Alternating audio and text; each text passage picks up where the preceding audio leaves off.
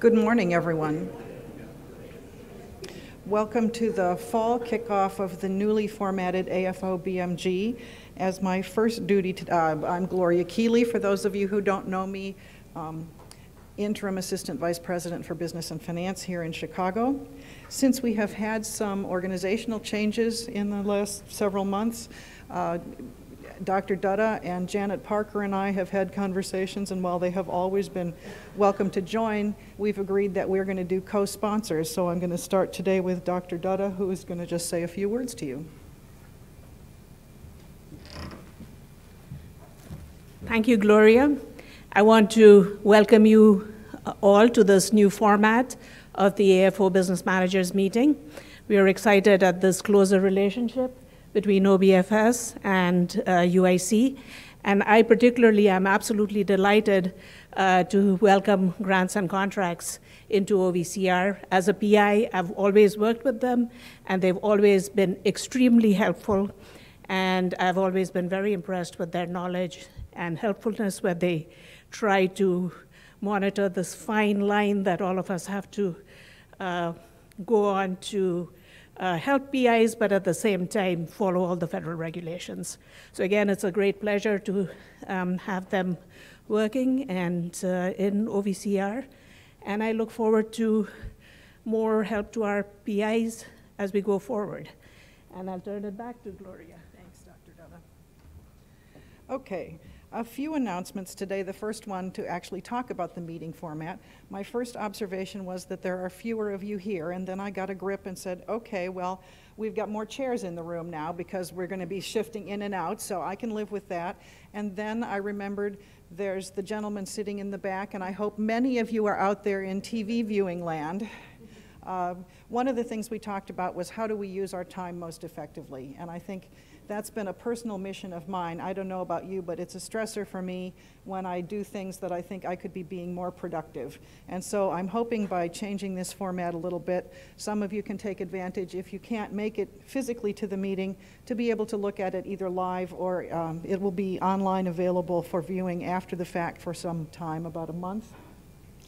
So I think please take a minute to let me know how what you think about that format, how it goes today, the coming and going in terms of agenda items. So again, you can make decisions around the agenda for those things that you want to be here in person, for those things that would be better viewed later. You're welcome to do any of that. So send me your comments. And that's my second topic for this morning in terms of announcements. I know that many of you know that I have quite a few responsibilities right now, but as a result of that, it means I really want to be your advocate. So I've had sort of the impression that people are being kind to me, and I appreciate that by not sending me emails. But please, if you need to reach out on any issue related to the Chicago operations here, related to procurement services operations, related to systems that are OBFS related with my business solutions and support hat on, any of those issues, don't hesitate to come to me. I would say especially focus on if you have a great idea for a process change, I would love to hear about that.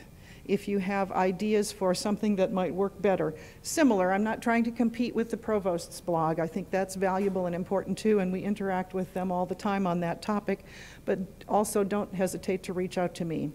I would also recommend if you have specific transaction issues, until and unless you are reaching the point of snapping, but don't get there, please work with the operational directors to try and deal with those day-to-day sort of issues.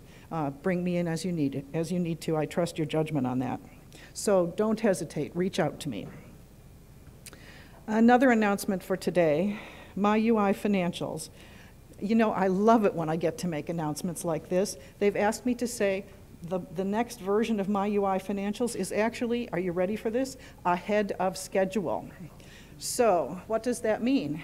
It means that the self-supporting information, which has not been available in Miui Financials previously, will be available to you sometime in December.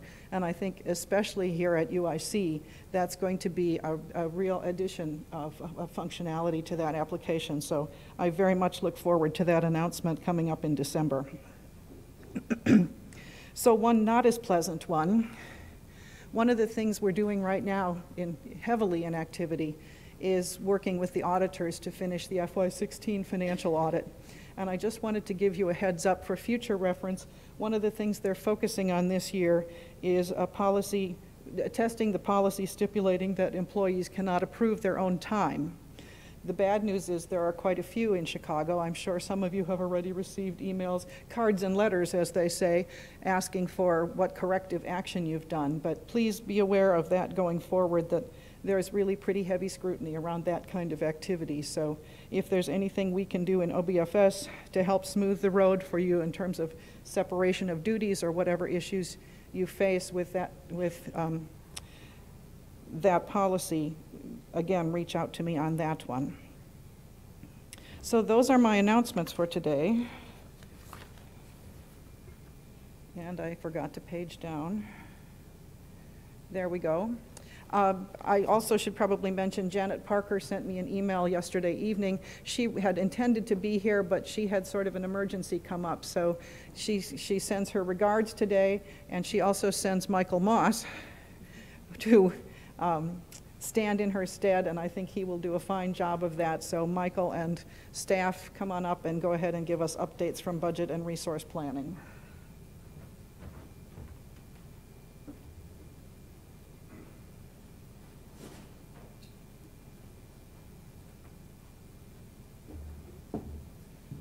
Good morning, everyone.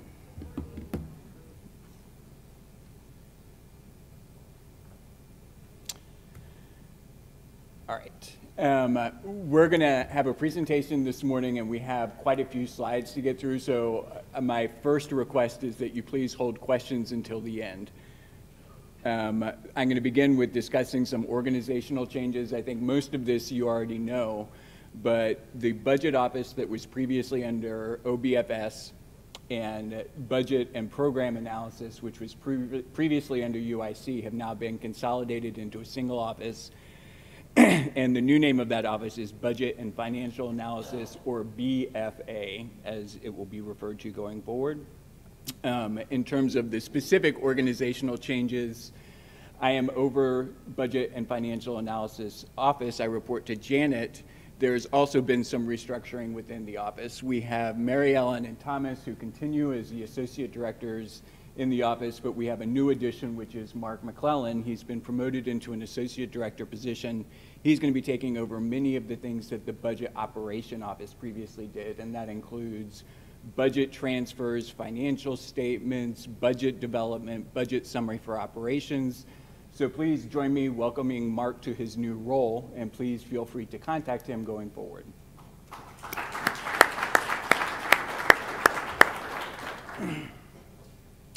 In terms of the budget, we're going to go through a few slides here to talk about the FY17 budget, the second increment that we received in July, the FY18 state budget, as well as the escrow repayment. We have 15 minutes for everything that we're supposed to cover today, so this presentation is going to be short. The past several years have been pretty complex. We're going to hit on some key items now, but after this meeting, we're going to be distributing a narrative write-up that describes these in a bit more detail. You're also going to get a copy of this presentation, so some of this is going to be somewhat superficial, but we will follow up with additional information.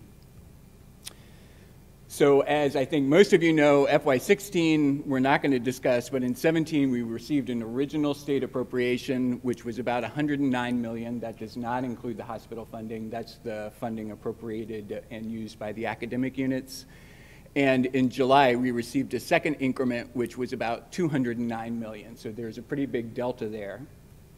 The original budget, 109.1. Revised budget is 209, and the difference is 99.1.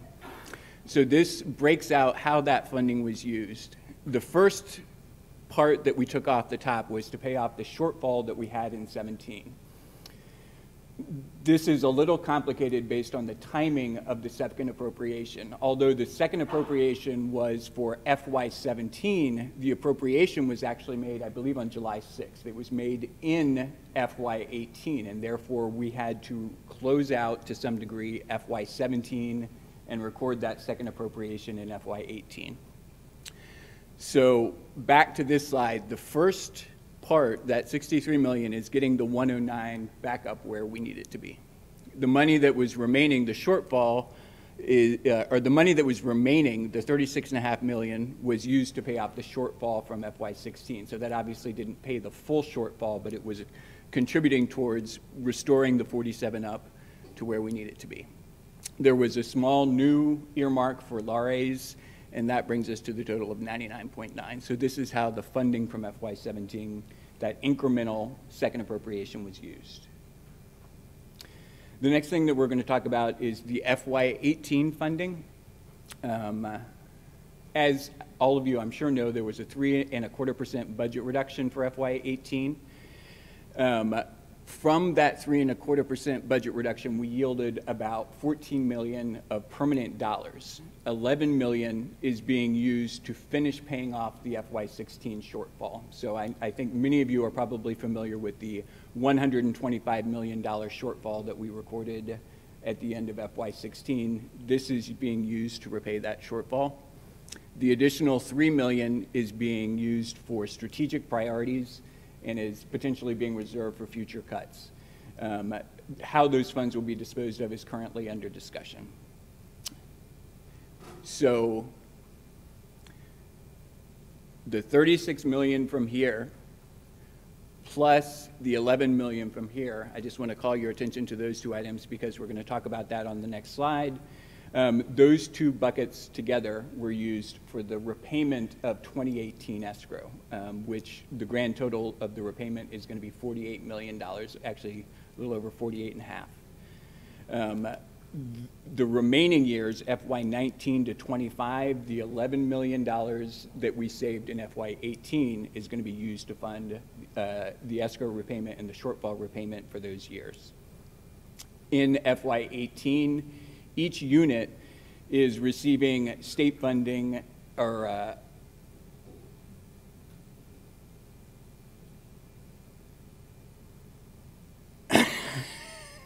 excuse me, FY18, 80% of budget reduction. I don't remember what that was. It'll come back to me.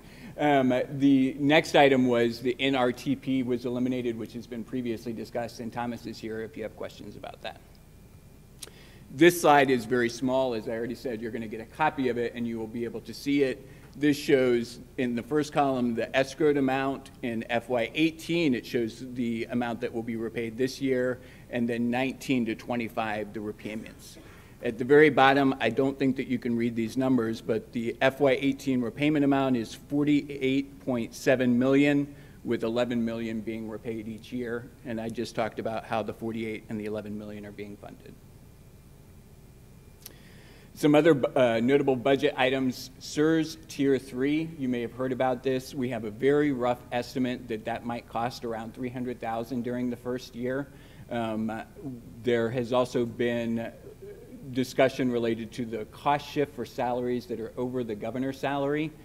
Based on all the discussions so far, neither is likely to be implemented in FY18. There has not been a decision yet on how those costs will be shared or what the mechanics will look like, though we're exploring options such as implementing an incremental fringe rate for those amounts. And with that, I'm going to turn it over to Mary Ellen, who's going to talk about budget meetings, which begin tomorrow. Thank you. Good morning. So yes, budget meetings for the fall are starting tomorrow, and the key players are the deans will be meeting with the provost or the vice chancellor for health affairs, and the vice chancellors will be meeting with the chancellor, and the vice provost will be meeting with the provost.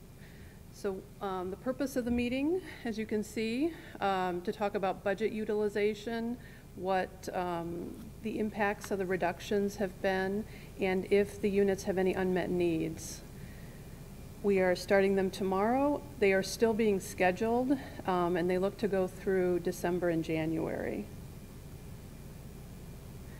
Our office has sent out what could be called a wealth of information, data and templates for the units to fill out, including these items. Please return your items no later than 3 days prior to your budget meeting. And if you have any questions, do talk to your analysts in the office. We did this last week revise the budget composition and expenditures report and sent that out. That now reflects lapse activity through September 14th. And we are also providing a document checklist, which we'll send out to the units, so that all the players at the table will understand which reports are being used and in what order they're being printed for the provost or the chancellor or the vice chancellor for health affairs. Again, please submit your materials no later than 3 days prior to your scheduled meeting. And if you have any questions, talk to your analyst in the office. And now I'll introduce Mark.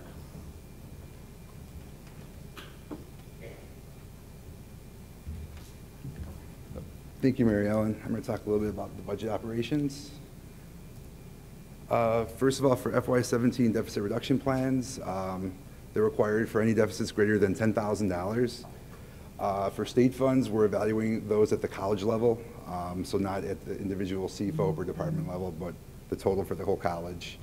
Institutional funds will be evaluated at the department level. Self-supporting funds, service plans, those will be evaluated at the fund level.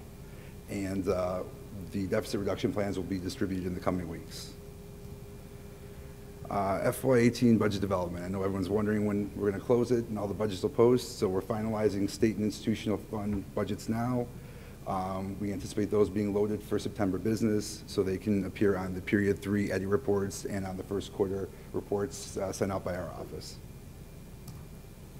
As far as FY18 budget transfers, some good news. We're processing the temporary transfers beginning today, so please give us a couple weeks to get caught up. Our goal is to be caught up by the end of September business.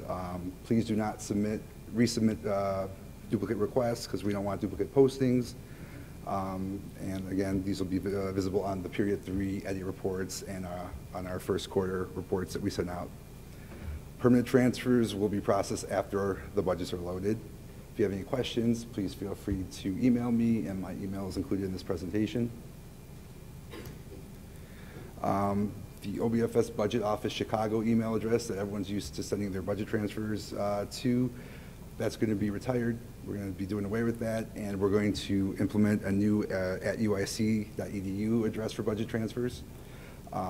We'll send a notice of the new address soon, once it's set up, and we'll monitor the old inbox for a short time once the new box is set up.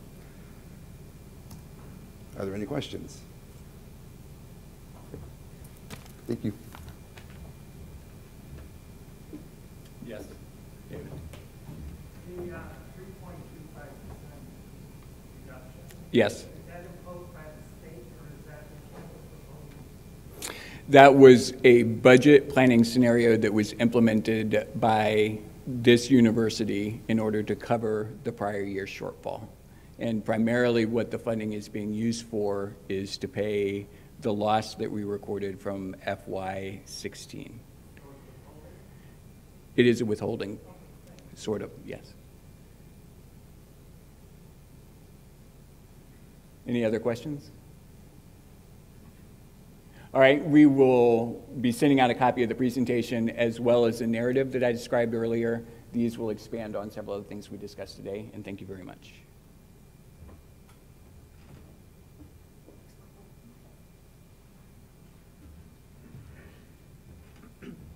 Okay, I didn't plan it this way, but you're going to hear from me a lot today, as circumstances would have it.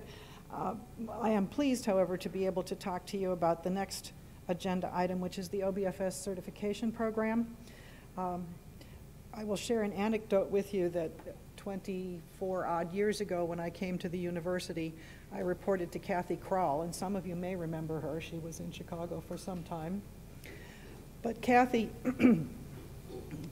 said to me in one of the first meetings that I had with her, you know, it really would be great if we created a certification program at the university for business activity.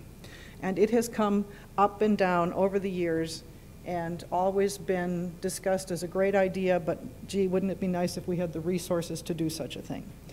Well, we may not have the resources to do such a thing, but it has reached to the top of urgency, so we're moving forward with it. And today I want to talk to you a little bit about it and hope that here again is another opportunity for you to send me feedback.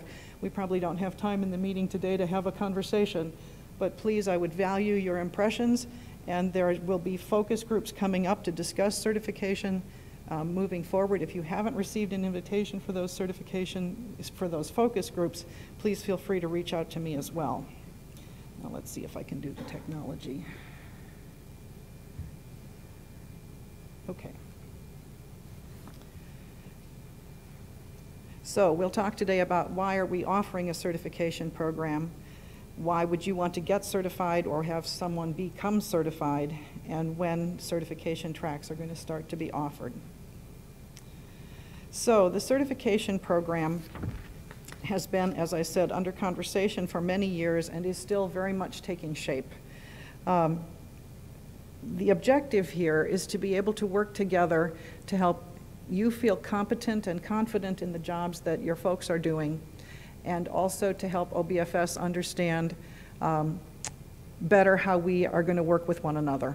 So it's really a double focus.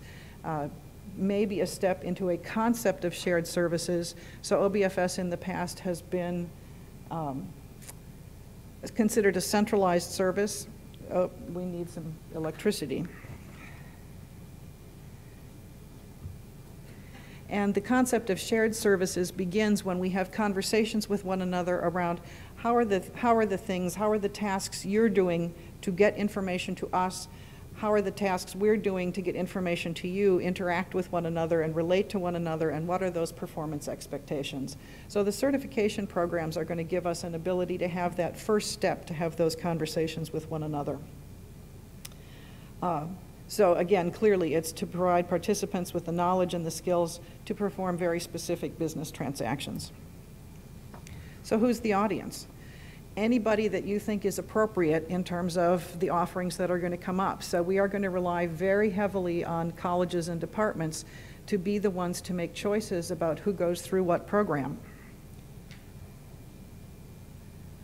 So why would someone want to get certified?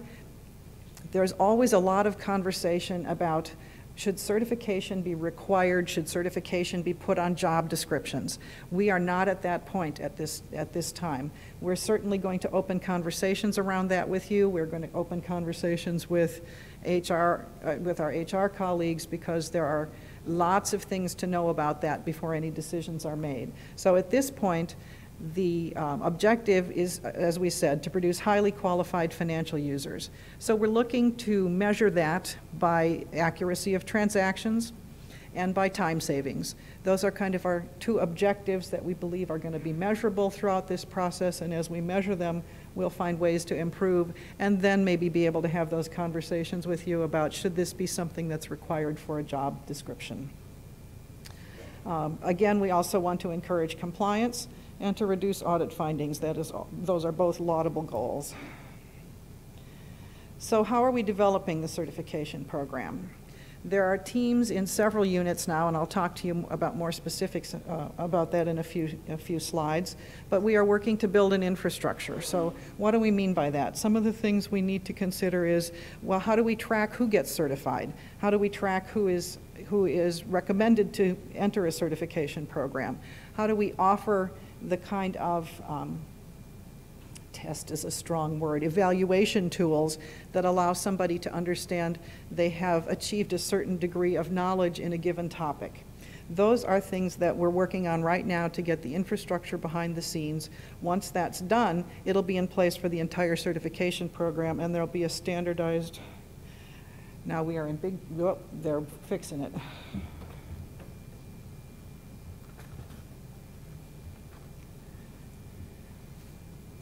There'll be a standardized way to approach that all the time.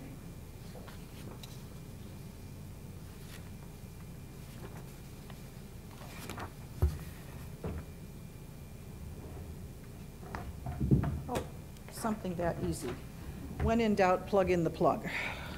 Thank you. Is it on?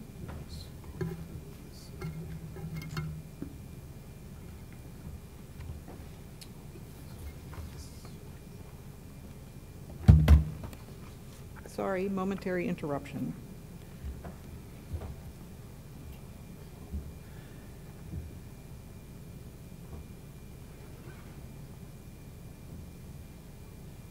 Someone will probably have to log in again. This should pop up.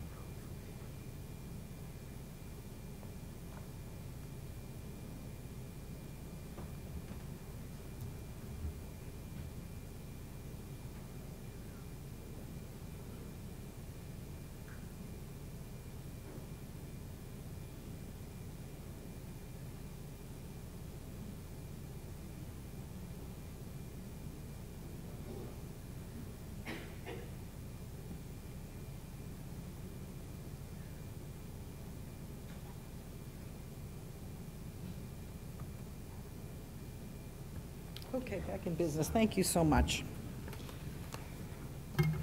So that's the infrastructure piece. We are also having conversations about what kind of standards are going to be there. So those are topics like, well, what should be the expectation for performance as we do the evaluations at the end of courses? Should it be 50%? Should it be 100%? Should it be 80%? And we'll give you more information about that, and again, would value your opinion on that. Also, the structure of courses. We have instructional designers working with us to who are experts in adult learning theory, and therefore will be able to present materials in an interesting and helpful way. We are working with the OBFS units to understand what a certification track might look like for them. And we are creating a website so that you can go out and get status at any given moment in time when your heart desires to know such a thing. And like I said, the course tracking is also an important component. We want to make sure once someone gets certified that they are acknowledged for that, and that going forward we have a record of it. So how do you get certified? Right now we've identified 2 different ways to engage in a certification track. You can take courses and pass an assessment, or for those of you who have been around forever and know everything, probably as much or more than we do, you can just choose to take an assessment only. That may not be available for all certification tracks, but that's certainly something we are considering. How are the certification tracks going to be offered? There are, again, several different ways. You can join a cohort, and I'll talk about that a little bit more. So for those bodies of knowledge that we think it is helpful to either create a network of people or to work together through a progression, we're creating cohorts that will have some in-class training, perhaps some other mechanisms of training. There would be possibly some online training as well, but we need to identify a specific cohort of individuals who will begin and end roughly at the same time. There are also some courses that are going to be self-paced, so people can choose, and those are, of course, primarily online. People will be able to choose to move at their own pace for those. And then, as I said, there are a few that will be assessment only, and we will identify those for you. So, what is the certification process? If I'm in part of a cohort, I need to meet eligibility standards. What does that mean? Well, there may be some prerequisite criteria. We are talking about the possibility of having longevity at the university be an element in some of the certification tracks. You may have had to have been here a year, or I'm making that up as I go along, but each one of the units who are going to be offering courses takes that into consideration. And the reason for that, of course, is to understand how best someone will be ready to consume the material that we're offering. For every element of the certification program, it'll be necessary to have supervisor approval. So while we understand that there are a lot of people with a lot of initiative who want to learn many things, we also understand that you have a certain body of work that needs to be done in your units, and so we very much want to engage supervisors so that they are in agreement that this is an important and good thing for people to do. Submitting applications, that will happen for self-paced and assessment only. The application is a form that is very easy to fill in, nothing complicated, nowhere near like applying for college.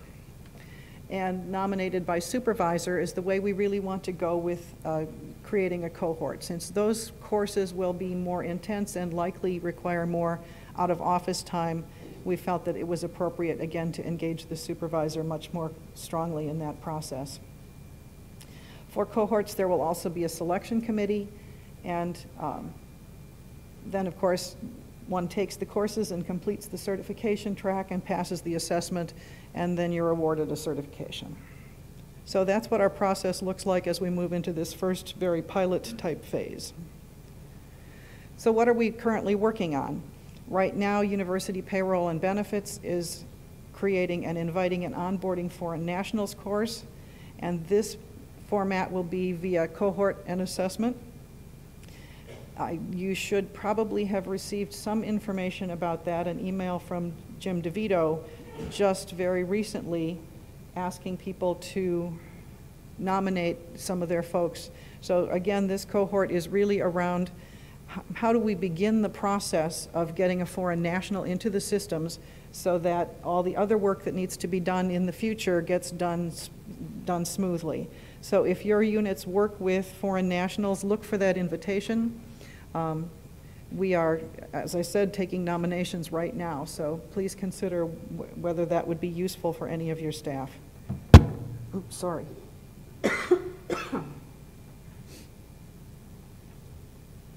USFSCO, University Student Financial Services and Cashier Operations, are also working on a certification plan, and their certification plan, first course is going to be ready in February, Karen? January, February? Okay, great. And that one is related to making payments to students. So this one will be a self-paced course. People can self-nominate in this case and take it at their own pace. Government Costing is going to offer a course, I think, ready in November, December timeframe, Service Activity Basics. So again, if you're working in in units with service activities, consider having some of your staff sign up for that. This also is going to be offered as a self-paced course. Business Solutions and Support is working on a program called Business Administrator Development Program. Again, we're engaging in focus groups to get your ideas around what that should look like. Right now, the original proposal has about 30 some odd courses for the Business Administrator Development Program, and we are seeking your advice on should that be broken out into several different tracks with specializations. So we're really looking at the curriculum level for information from you about how you think that would be most effective as we move it forward. Oh, so here's more detailed information. The first cohort for inviting and onboarding foreign nationals. The courses there will include immigration overview, pre-arrival and arrival procedures, payment eligibility, and employing foreign nationals working outside the U.S. So those are some of the specific course topics. My understanding is they take about 2 or 3 hours as a session and will be offered once a month.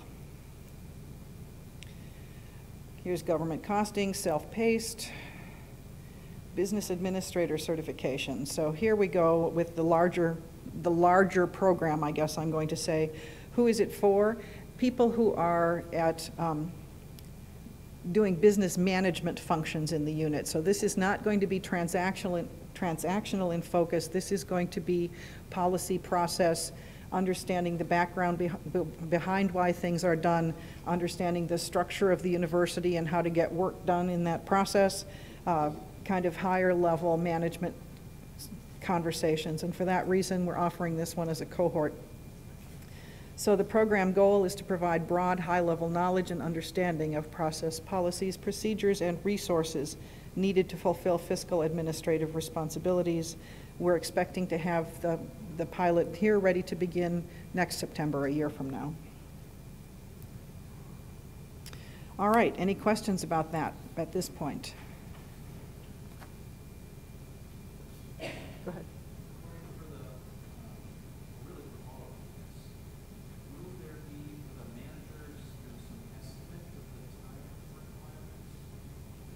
Yes, I think all the courses, generally speaking, each course, it will be at the least 1 hour and at the most a morning. So we're trying to limit the time commitment on any given segment of a program. The programs will have a variety of courses in them, based, the number of courses. Oh, and I forgot to take my own advice. I'm supposed to repeat questions so that everybody can hear it who's listening in. The question is, will expectations be sent out around the time commitment for the courses? And the short answer is yes, and I gave the logger answer earlier. Sorry, maybe yeah. Just a follow-up question then. So for the self-paced and assessment-only models, Mm-hmm. I get that you would want to have supervisory approval of that time commitment, but I hope any supervisor would say yes if you're only talking about 24 hours, and I wonder if that would be, would dissuade anybody from watching into it. So the question was for self-paced and advisory, and assessment-only courses, do we think we really need supervisor approval? Todd mentioned that perhaps that might dissuade someone from even asking to take the courses. I think that's a valid question, and as we, send us feedback about that if you think that's not necessary, if the self-paced.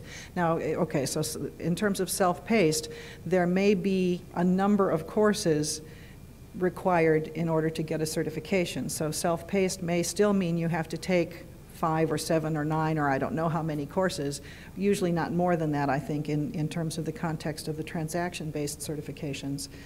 So think about them as two separate things. If someone on your staff wants to take an assessment only, which would be a 1 to 4 hour commitment, I would think, do you still want to give us approval for them to do that?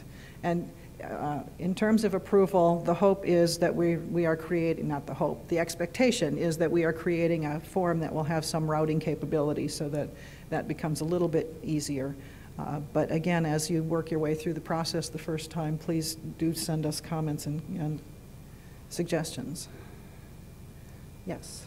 Would you consider incentives in order to increase participation in different plans? So the question, yeah, the question is, would we consider incentives to encourage participation? Our experience has really been primarily on the grants and contract side in Urbana, where they are offering what's called a Spark Ed program, a sponsored project education program. They have had to turn people away for every cohort, but as we move through it, and if we need to do incentives, I think we would certainly consider it. One also hopes that professional development is sort of an intrinsic incentive for people as well. Yes? Question is, will there be fees associated? And the answer is no. We have no plans to charge for them. All right, so let's move on to the next topic, which is also a favorite of mine, with 2 of my hats on. So, the Source to Pay initiative, I hope by now all of you have heard about it and understand what it is, but I want to continue again to encourage you to participate and provide feedback in the Source to Pay, and I will show you some ways to do that later on in the presentation. And go over quickly, because I probably went over the last time, go over quickly what's happening today with Source to Pay and where we are. So the purpose continues to be to identify process improvements within the Source to Pay process. That's a very primary and important objective. And the second objective is to develop an RFP to help us make some better sense out of the snaggle of things that we have now that are systems that support our procurement processes at the university. So what's our ultimate goal? To be able to minimize, when we can, standardize and improve processes and IT platforms. So it's kind of a double-pronged focus, and for that reason, it's pretty complex. The timeline is we're scheduled to be done in March 2018, so we are now just beginning our September process, the second to the last line on the chart you're seeing in the second row, and we've stayed on track. So the 10-week process that we're using for the improvement teams seems to be working very well. And we're in the home stretch, and that continues to happen. An RFP team is already engaged in beginning to write the requirements for the RFP so that when we get to March, we will not only have the process improvements documented, but have them encapsulated in an RFP so it can go on the street as soon as possible. This is not something you can read here, but a sample of the way we take a look at tracking the processes. There are 24 of them, and like I said, we're in the home stretch down to the last 8 or 9. So out of the process teams come 2 different things. Short-term goals, which are process improvements that are either not systems related or are very quick fixes, and the Directors Council, which has representation from the OBFS units, from the procurement units, and from each of the universities, takes a look at the short-term goals that are identified by each of the project teams. They get ranked, and then we create an implementation plan as they are approved for moving forward. I'm going to give you just a couple of examples today where we are with this. So as an example, one of the short-term issues was the identification that it's difficult to find the correct vendor because there are too many active vendors in the system. So one of the actions that the team has taken is to flag inactive vendors, so at least we can get those out of your way. And the result we expect is that you'll be able to do quicker searches. That's an ongoing task because an initial sweep was done, but on a monthly basis we need to take a look at that because the vendor file changes constantly. So that's how we designate it as ongoing. Researching purchase options. One of the problems identified by that process team was that it's difficult to find out what goods and services the university currently has under contract. And the recommendation was to make a consolidated listing available of all awarded contracts that are that appears both in iBuy and online. That is partially done, so again, it's called ongoing in terms of having a single location, but that information is available in a couple of places today. From the create a purchase requisition with the expectation that you want to do multiple purchases team, the problem was identified that it's difficult to locate a certified business enterprise program vendor in iBuy. And so this is one that the team grabbed onto, and now again on a monthly basis, certified state business enterprise program vendors are updated and flagged in iBuy. So as you're doing iBuy purchases, you can identify immediately whether you are selecting a BEP vendor.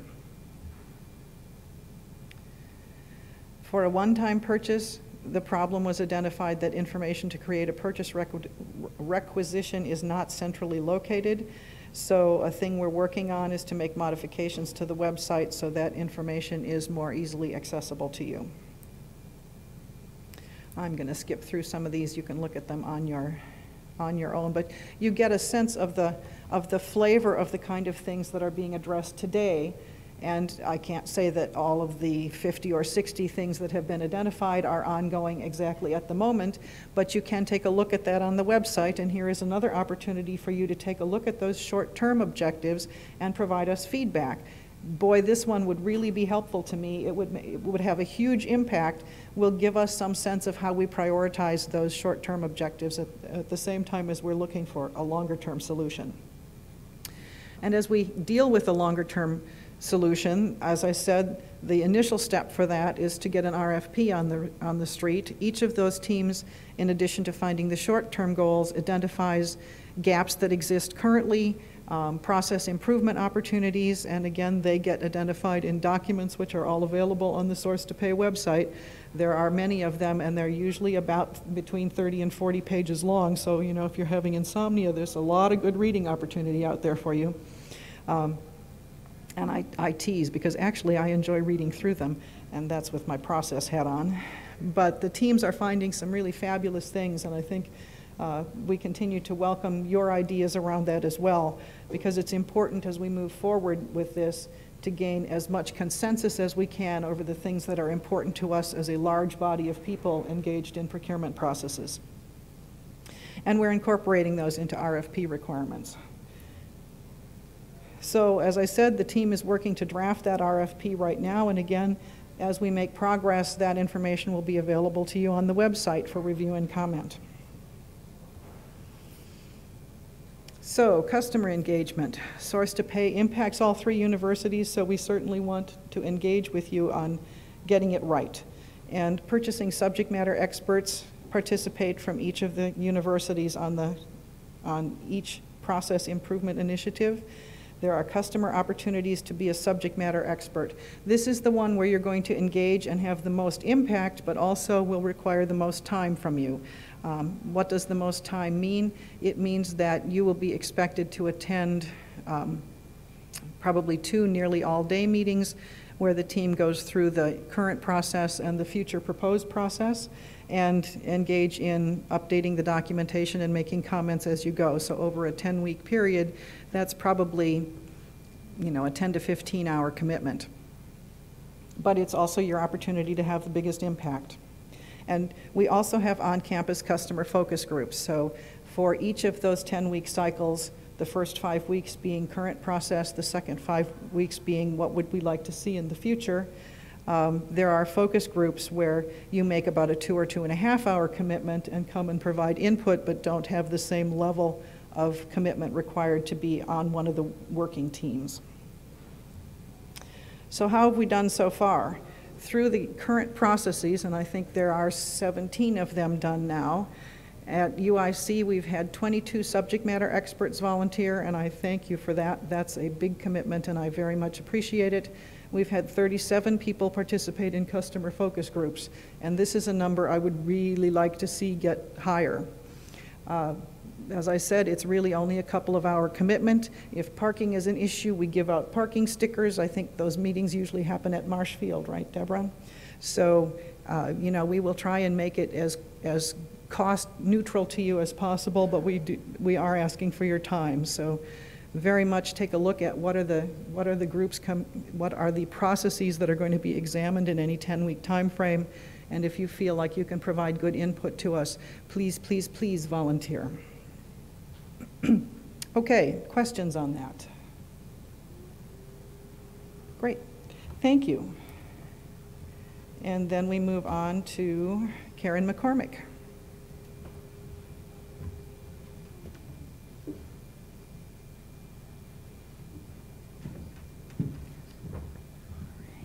Good morning, everyone. All right, so I think we're a little short on time, so I'll try to go through this pretty quickly. I'm the Interim Director for the Grants and Contracts Office, and today I wanted to provide you all with a couple of brief updates regarding the ongoing F&A proposal, as well as our annual effort reporting cycle. In terms of the F&A proposal, again, I'll be very brief, but this is a process where we're kind of in the data collection phase. Our proposal will be based on the fiscal year 2017 financial and space data. We're in the process of collecting information from various units. For example, the library is providing us some information currently. We're working with utilities to obtain information that's vital to developing that cost pool. Faculty Affairs is providing information on sabbaticals. So if there's information that we needed specific to your unit or something that a business process that you oversee, we've likely already reached out to you, and we're in the works of assisting with providing that documentation for the proposal. One item that probably relates to a larger or broader area is space. So last time I talked at the AFO meeting, we were in the process of actually entering into the space survey itself. We're now at the phase where the space system is closed. The folks in Facilities Information Management, or FIM, they're analyzing that data, and they expect to give us the final preliminary results this week. From there, we'll basically look at that to determine if there's any mismatches. Do we have something, for example, do we have a classroom that's coded as research? Does that make sense? Do we have a unit that has a lot of research, but all of their space is coded as instruction? So we want to look at these things to make sure we don't have mismatches between the types of activities that a department is doing, the types of space that's being coded, and we'll also look at historical information. How is a department or college's space coded in the previous survey? So that was back in the previous F&A proposal, which was back in 2012. Again, that may not be the best gauge. A lot of things could have happened in the last 5 years, but certainly we want to do our due diligence and make sure that we're not presenting data to the auditors that will be problematic or incorrect. In the event that we see any major mismatches or have any questions, we may be reaching out to you. My understanding is back in 2012, that was something where I think the space survey system itself was new. So there was actually some spacewalks. We actually came out and did some on-site observations or reviewed the space with the units. Depending on the level of questions or variances that we're seeing, we may or may not do that this year. We'll also be reaching out via phone and email. So if you get a call from myself or Maureen Johnson, our Assistant Director for Costing, we're also working with consultants from Maximus. That will be because we want to just ensure that the final space data we put in the proposal is accurate and will stand up, because Once it's audited, the auditors will come out and physically select areas to do a walk of the space. So we just want to make sure everything is accurate.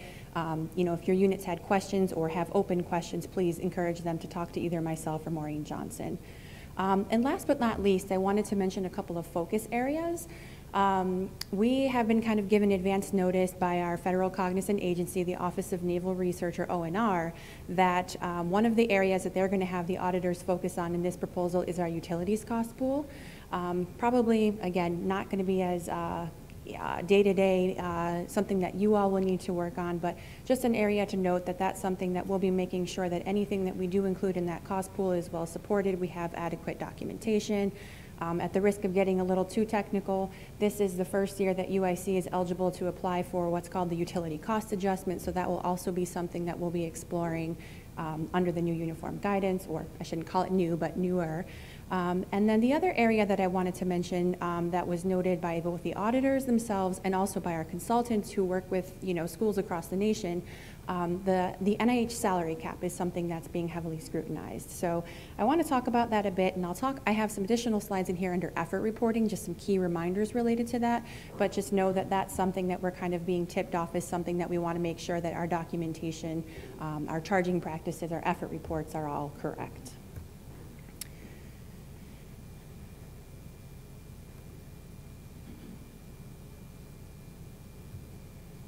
All right, I think we're frozen here.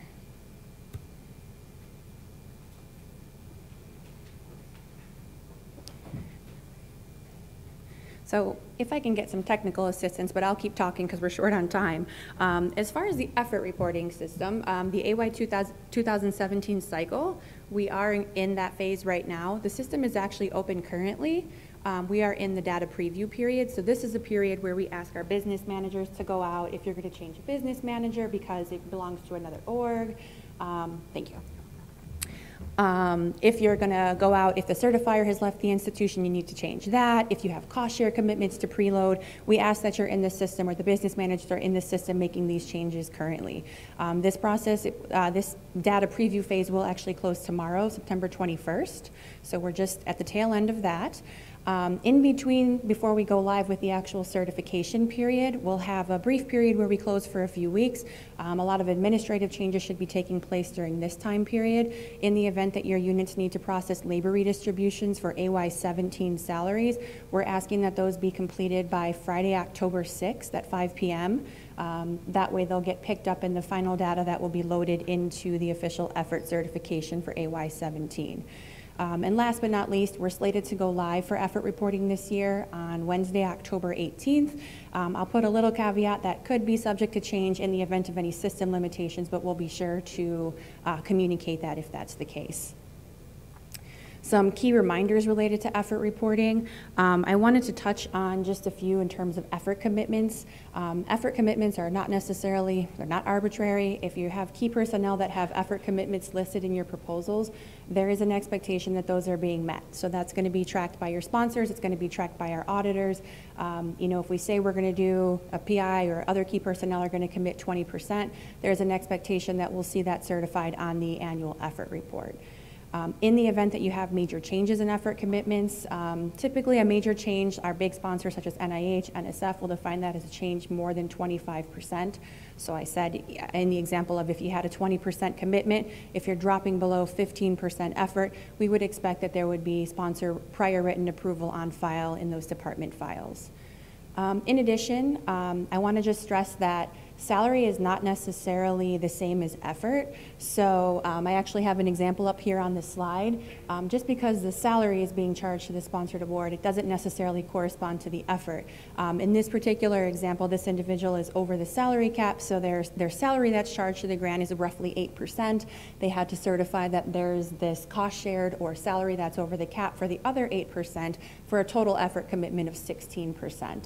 So that's just something we want to stress, that just because the salary's there, there could be cost share commitments, there could be over the cap amounts, but also there could just be an error. And so we want to make sure that we really are recording what was the true effort commitment for the individuals for that period. In addition to that, I touched on cost share, I touched on salary cap a bit, but Cost share for personnel, the official system to track that is the effort reporting system.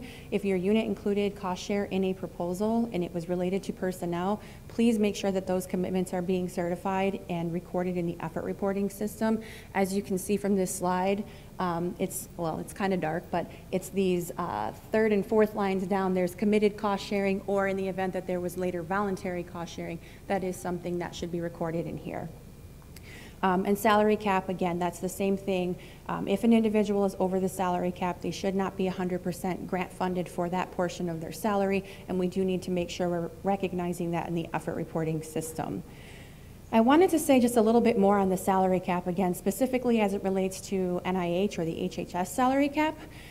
This is something where there's sometimes some confusion or just an area, again, where I think a reminder is necessary. I have a few examples up here on the slide, but what I want to stress is that the salary cap is assumed to be for 12-month people, 12-month employees who have a 1.0 FTE or a full-time appointment. So in this first example, so the second column, the individual's institutional-based salary or UIC salary is $200,000. The cap is $187,000. It's pretty clear that, yes, this individual is over the cap. But let's say this faculty member decides, or a decision is made that they're going to change their appointment to a 9-month appointment as opposed to a 12-month. Well, now their salary is $150,000. You might look at the $187,000 cap and think they're not above the cap, but they are. That cap needs to be prorated. So the $187,000 cap needs to be prorated for the number of months that are in that person's appointment. For a 9-month appointment, the cap is then $140,250. As you can see, their $150,000 UIC salary exceeds that. In a similar example, let's say we go back to the faculty in scenario A. They decide, you know what, I do need to work 12 months, but I'm only going to work part-time, so I have a 0.5 FTE. We also need to prorate the cap there. So again, we would take our $187,000 cap, prorate that by the FTE, or basically multiply it by the FTE, and we can see in this scenario the cap is $93,500. Their part-time salary of $100,000 exceeds the cap, so that would still be applicable. We shouldn't be charging 100% of their salary to the grants. The caps themselves, they do change. They tend to change January of every year. $187,000 was effective January of 2017. The cap that was in place for the other portion of academic year 17 is $185,100. There's some links in the slide that will provide information to that. That should be prorated accordingly for the academic year or the period that's being charged to your award. And I can't stress enough, I think I've said it a few times, if someone is over the cap, we should not be charging. We cannot charge more than the capped amount to the grant. The rest of that should be on a non-sponsored funding source. Lastly, I just have some links up here, not anything I really want to speak to, but certainly there's some links that we can provide. We did make a few edits to our policy, not necessarily major edits, but just some updates in terms of changes with either the uniform guidance or major changes we saw, or some changes we saw from NIH, NSF, et cetera. The effort reporting homepage is provided, and if you have specific questions on the salary cap that I just talked about, we also have some tools. We have a salary cap job aid calculator that should help the business managers completing the effort reports, and also, well, I guess we have a job aid and a calculator. So they're available. If you have questions, feel free to reach out to myself, Mimi Lee Choi, Colleen Kehoe, Katrina Lopez in our office, our effort reporting team.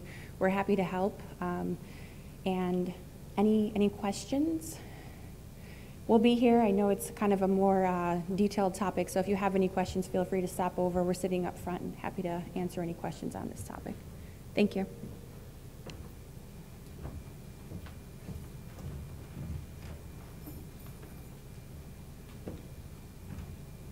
Thanks, Karen. So as part of our format change, we're building in a little break time because we looked at a 3-hour agenda and thought, well, somebody has to be able to get up and stretch perhaps. So we will do a hard start back at 10:10, please. Thank you for your attention. The next phase of the agenda is kind of geared toward both AFOs and BMGs.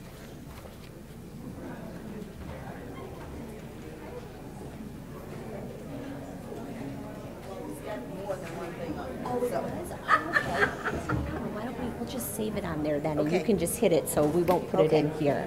Okay. Yeah. Easier for you. I'm good. I'm So good. yeah, Deborah, then when you just come up, just escape this twice. Let's see, what's the easiest way to do this?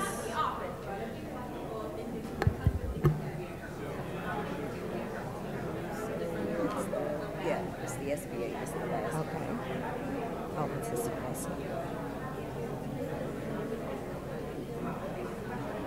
You know what?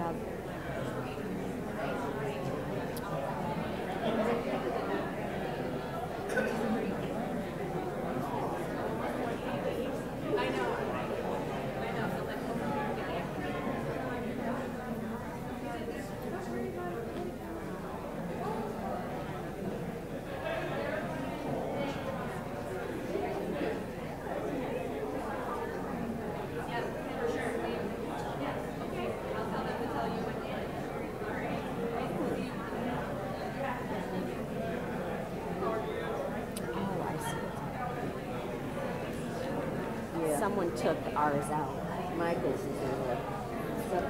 That's what the problem was. Someone Right, took so- ours out. So now mine's on his.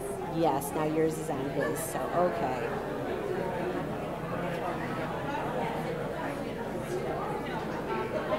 Oh my gosh. Okay, so now yours is still in here. Okay. Okay, so this is it?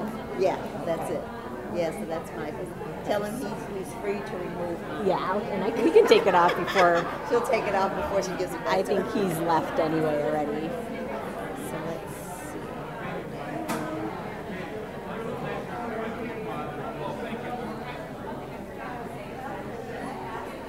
It's this? The BFA? No, I'm sorry. no. It's It's SBA. That, yeah.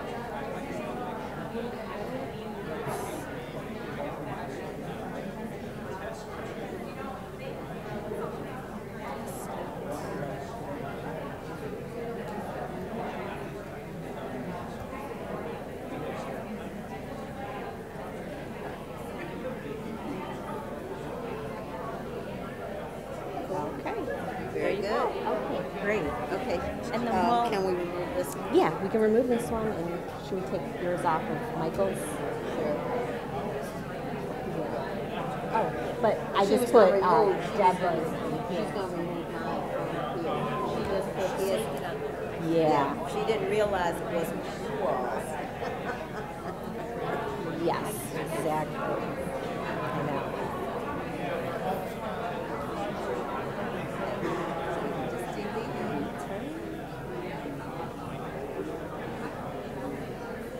Thank you very much. You're very welcome.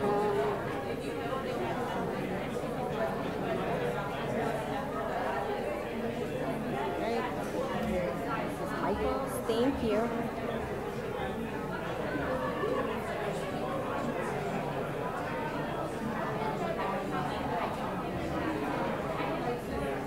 I think so. I'm going to make sure we'll keep that in there, though. Oh, just yeah, in that's case. right. I can't handle it so good. I don't know how it did, honestly. It's just sitting there. What's going on? Just, oh, see, now it's not opening this. Yeah. Let me just re-open it. I'm like, I want to test it one last time. Let's see.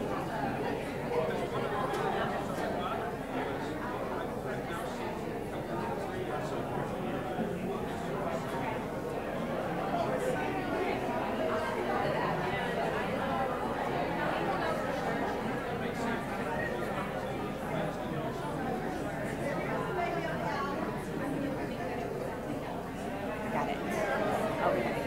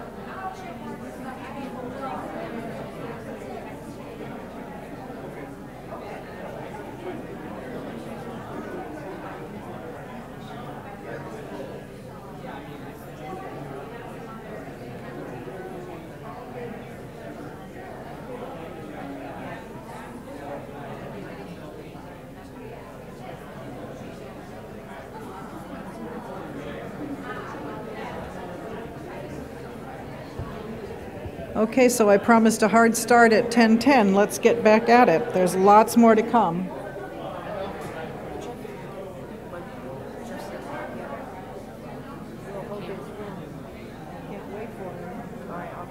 Okay.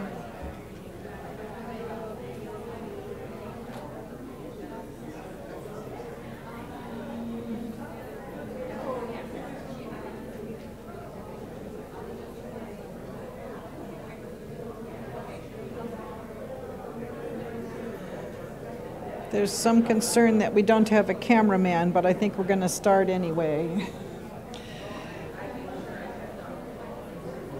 So the next segment is a conversation about policy and procedure updates. Scott Zalatoris and Aaron Rosenthal will update us on this issue.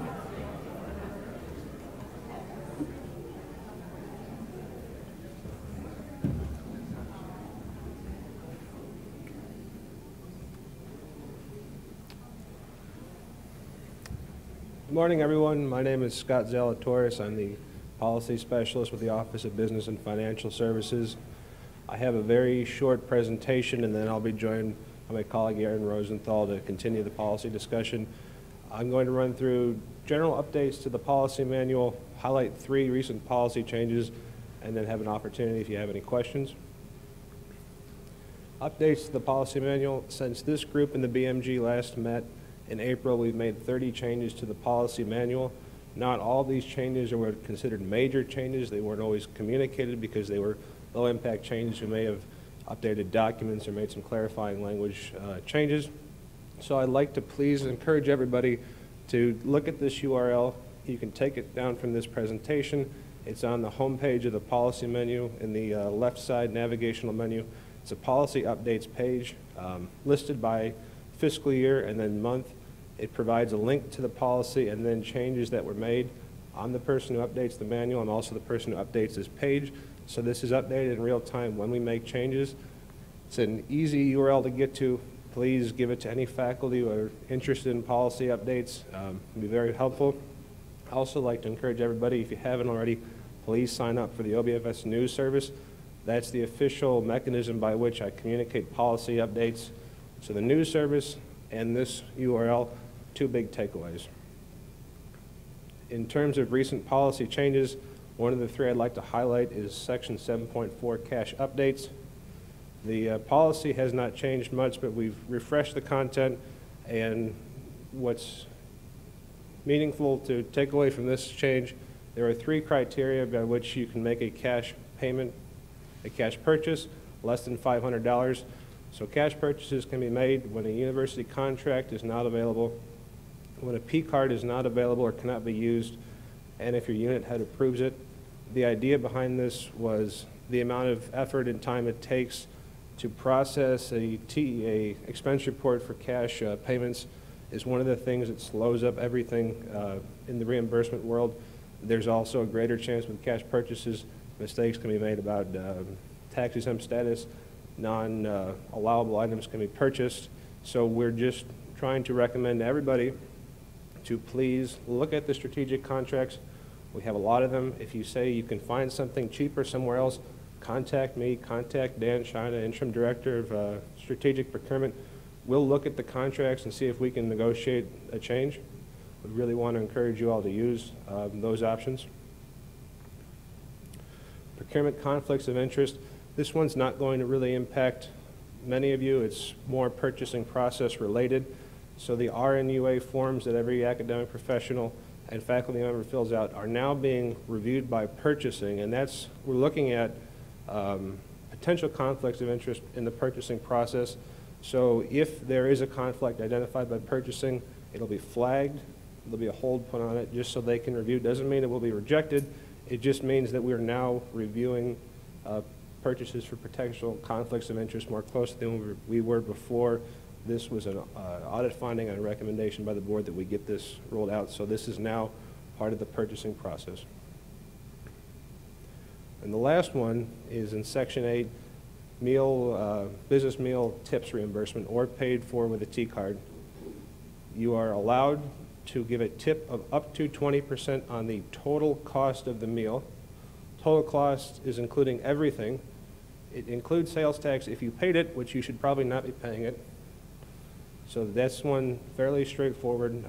We've had some instances of people giving absurdly high tips. We're trying to cut back on that. If a mistake is made, and it does happen, you can include that in a note in your expense report or your T-card reconciliation, just to let us know, we realize this happened, and we're going to take corrective action. But we do need to be mindful that we're not giving 50% tips on business meals that are being paid for with university funds. Like I said, very quick. If you have any questions, I'm happy to take them, or any other further guidance I can provide. Okay. I'd like to turn it over to my colleague now, Aaron Rosenthal. Scott, I had a quick question on the cash purchase Yeah. policy. Actually, just a question that's come up a lot with the title being cash purchases.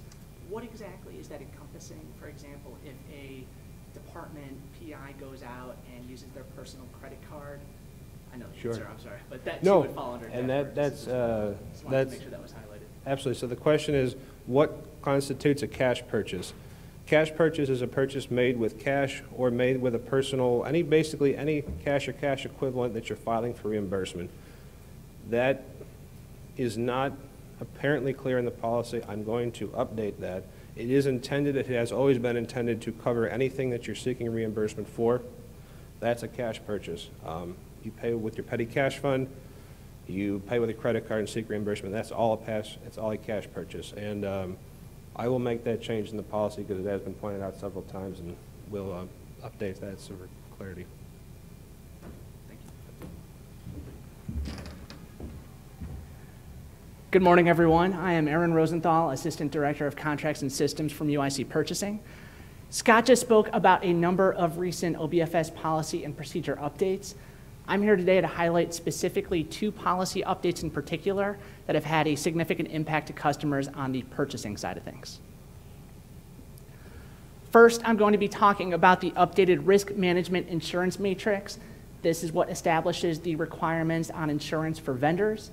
And second, I'm going to be talking about the recently updated financial support and sponsorship payments policy.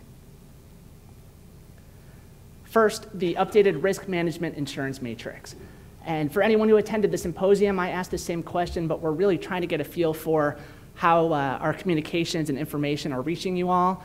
So at this stage, how many of you have heard or did see the communication that went out through the OBFS news service about the updated risk management insurance matrix by a show of hands? Okay, so it's looking a little bit better. We just want to make sure that that information is reaching all the appropriate stakeholders. But this document did in fact go live on August 15th, 2017. And why are we even talking about insurance to begin with? Not the most exciting subject, but a very important one. And historically, there had already been requirements for vendor insurance requirements out there in the world. And the practical reality was that those requirements were not widely understood. They were not being consistently followed. So through a joint effort of the purchasing departments at all 3 universities, Chicago, Champaign-Urbana, and Springfield, along with the Office of Risk Management, as well as some very helpful support by Business Solutions and Support, Scott Zalatoris, for example, as well as Dan Shina, the Interim Director of Strategic Procurement. We worked very hard to try and simplify this framework for insurance requirements. The idea was that it doesn't make a whole lot of sense for us to have a document out there that suggests that we're collecting insurance certificates almost all of the time if that's not what we're doing. So we balanced the need to protect the university with trying to minimize the operational burden on all of our units. And what we came up with is now found in section 6.1.1 of the OBFS policies and procedures. In addition, to support all of those updates that were made to the risk management insurance matrix, we have updated all of the purchasing contract templates. So the contract for services under $10,000, the contract for procurement of services, as well as the purchase order terms and conditions to be consistent with those new requirements. The matrix itself contains a whole lot of detail. So if you haven't already, please go to the policy and procedure webpage, carefully review the entire document. We did present a webinar that highlighted a lot of key areas in that matrix already. The good news is that we just had it confirmed that that webinar, which was recorded, has been posted. So if you go to this OBFS policy page and scroll all the way to the bottom under additional resources, you can view that full webinar. Again, a lot of detail. Today, wanted to hit just the highest level, most important points. The first big takeaway is that you're thinking about insurance now in terms of 3 tiers. You've got Tier 1 high risk, Tier 2 medium risk, and Tier 3 low risk. So anytime that you have a purchase coming down the pipeline, the first question to ask yourself is to pull out that handy matrix and ask yourself, which of those 3 tiers does the purchase fall under? Interestingly, for all of this focus on insurance as part of this initiative, one of the biggest, most significant changes that came out of it isn't really related to insurance at its core. It relates to when a contract is required. So over the years, we have received all sorts of questions from units in purchasing. When do we require a mutually executed contract? Meaning, when is a 2-party signed contract required as opposed to just sending something out on a purchase order?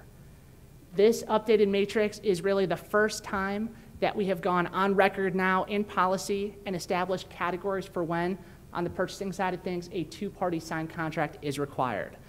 And specifically, it's anything that is a Tier 1 high-risk purchase or a Tier 2 medium-risk purchase. Again, the matrix itself goes into a lot of detail about the types of purchases that fall under those 2 tiers. The practical outcome of all of this, though, is that most services now require a contract. We have not taken away the ability to contract on the contract for services under $10,000. So certainly, to the extent that a service is not prohibited on that contract template, we strongly still encourage its use. But if not, and if it falls under Tier 1 or Tier 2, again, a contract is required, and you'll work with purchasing on that processing. Lastly, I mentioned earlier that there was this historical purported practice of collecting certificates of insurance. The good news, we were really trying to minimize the burden on our customers. The only purchases that now require the collection of a certificate of insurance are those that are classified as Tier 1 high risk. We're talking about very, very high risk activities, the kinds of things that most of you all are not going to be doing a whole lot of: construction involving cranes coming on campus, radioactive materials, things of that nature. So Tier 1 high risk, still going to require collection of that certificate of insurance, and it does require the Board of Trustees of the University of Illinois to be specifically named on that insurance certificate as an additional named insured. Any questions about whether what a vendor is providing is satisfying these insurance requirements, please don't hesitate to reach out to us in purchasing or the Office of University Risk Management. With that, we're going to shift gears to the other policy that I'm here to talk about here today, which is financial support and sponsorship payments. Y'all may be wondering, what on earth does that mean? And until recently, we on our end were wondering that as well, which underlines some of the challenges associated with this area. Historically, it was quite murky. This was the policy that was formerly called financial assistance. Again, what is that? There's a very detailed definition in the policy that lays out the specific requirements, but I think the most illustrative way to think about this is in terms of the most common example. So this is most often coming up for our customers when your department wants to sponsor a conference. So let's say the American Heart Association is having a conference out there. Your unit is providing some money to the American Heart Association to become a gold sponsor. In exchange for providing that money, you get recognition in the booklet being distributed. You get your name on the banner as a gold sponsor. It's that type of sponsorship activity that's most commonly coming up as financial support and sponsorship payments. Now we're making a distinction, and this is part of what we've wrestled with. It's distinguishing that type of activity from a traditional purchase. So in contrast, if you have a couple individuals in your department who are just looking to attend a conference, tickets cost $100, you have 5 people going, and you pay $500 for 5 tickets and no more, that type of traditional purchase of tickets is not going to fall under this policy. That's a traditional purchase. It's going to get handled under the traditional purchasing framework. And I see some raised eyebrows as I'm looking out there. It's very difficult to draw this line between purchase and financial support. The policy itself goes into a whole lot of detail trying to draw that line. The best that I can say here today is that those traditional sponsorship activities clearly fall on the one side. Straight purchase of tickets clearly falls on the other. And when in doubt, please contact us. And with all of that said, I'm going to tell you frankly, this updated policy is not perfect. All right, so we had that policy that was out there previously, the one on financial assistance, and it had a lot of really unintended consequences that people weren't aware of. Under the old policy, if your department wanted to give $20 to a student organization to buy some Papa John's pizzas, that technically fell under the old policy and resulted in all sorts of senior leadership navigating many hoops to reimburse for those $20 in Papa John's pizzas. So this is a step forward, at least. As of right now, and I'm going to talk about this on the next slide, we've tried to streamline at least those smaller dollar financial support arrangements so that they're not on record in the policy as requiring a contract. But with all of that said, this is still a little bit murky. So we're going to say this is a step forward. We'll say it's version 2. Just like in software, we're trying to fix the bugs with each successive version. Please do continue to let us know how all of this is going. We want to make sure that we continue to refine this to meet your needs. So with all of that context in mind, based on our conversations with customers, and we solicited feedback from a large number of you in the context of some focus groups, it really sounds like most of those sponsorship activities that your units are doing are no more than $5,000. And the great news is that we have, in fact, streamlined that process. If something is up to $5,000, you don't work with purchasing. We hear that's a good thing. And you're going to go ahead and submit this financial support and sponsorship payment form. Your unit completes the form. It's got some pretty basic information about the nature of the sponsorship and assurance that the money is being used to support one of the university's missions. And that's a very important concept as well. If you're handing money over to an organization, we want this to be furthering one of the university's missions, for example, our desire to develop and further the cause of education.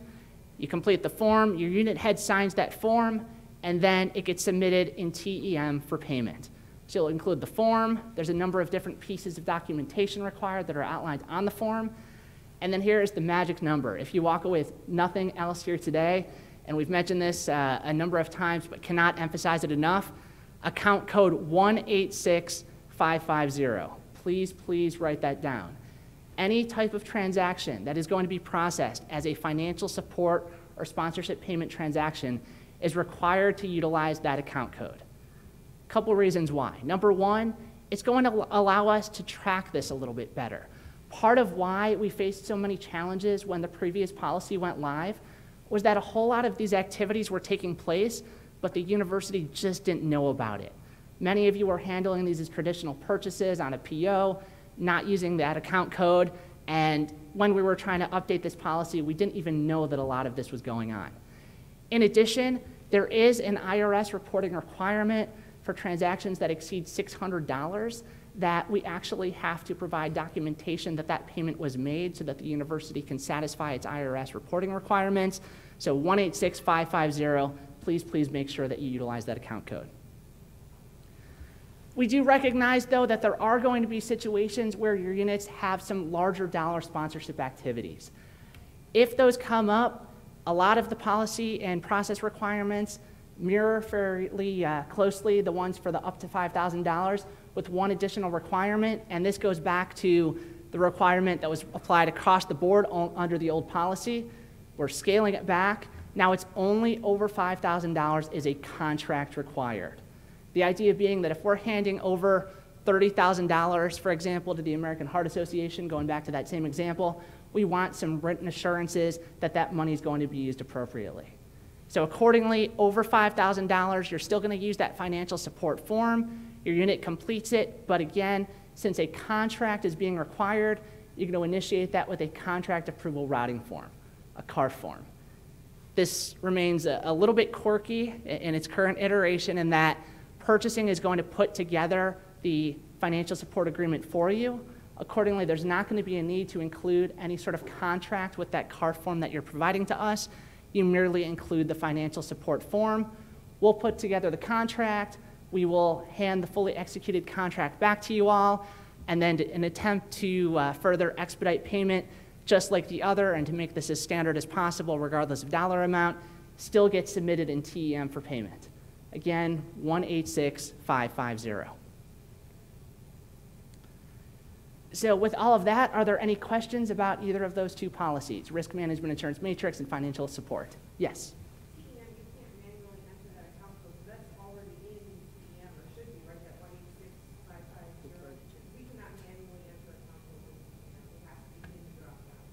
We've got Jim from UPay in the audience. The question was difficulty, inability to select that 186550 account code in TEM. There's an expense type that's mapped to that specific account code. I can't recite what that type is. That's correct. And we have run into that situation with units contacting us as well. I believe the expense type is vendor payment. If you start out from that starting point, that's when the 186550 is available. Yes. And we have had some issues where if another purpose is selected and you head down that path in the tree, again, that 186550 isn't available.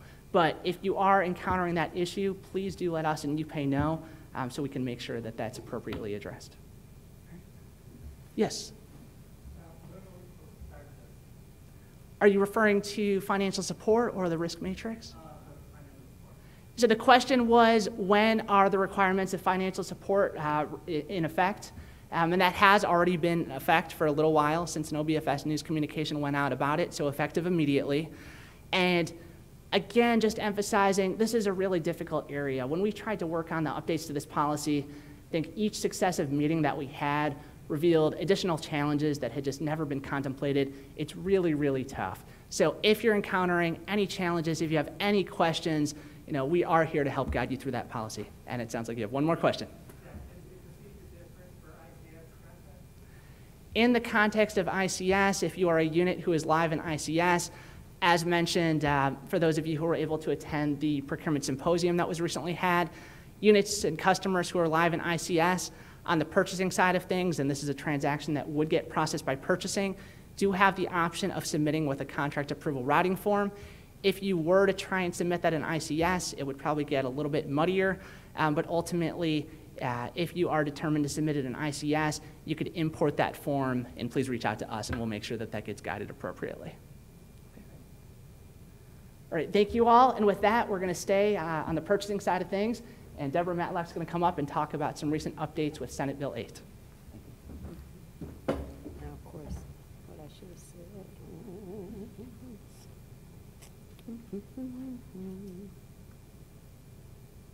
Okay, good morning. All right, I'm Deborah Matlock, and I'm your Director of UIC Purchasing, and I'm going to talk about Senate Bill 8, which just passed August 9th. And, this is double-sided, 139 pages of new legislation. So I'm going to summarize it in this presentation.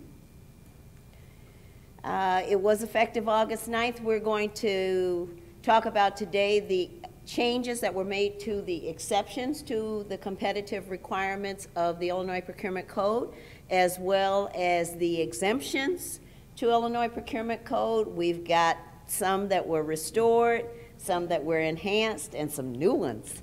We're going to talk about some other procurement code changes, as well as changes that were made to the Governmental Joint Purchasing Act. The first topic, the exceptions to the competitive requirements of the Procurement Code. There are 5, there are really 6, which isn't highlighted here.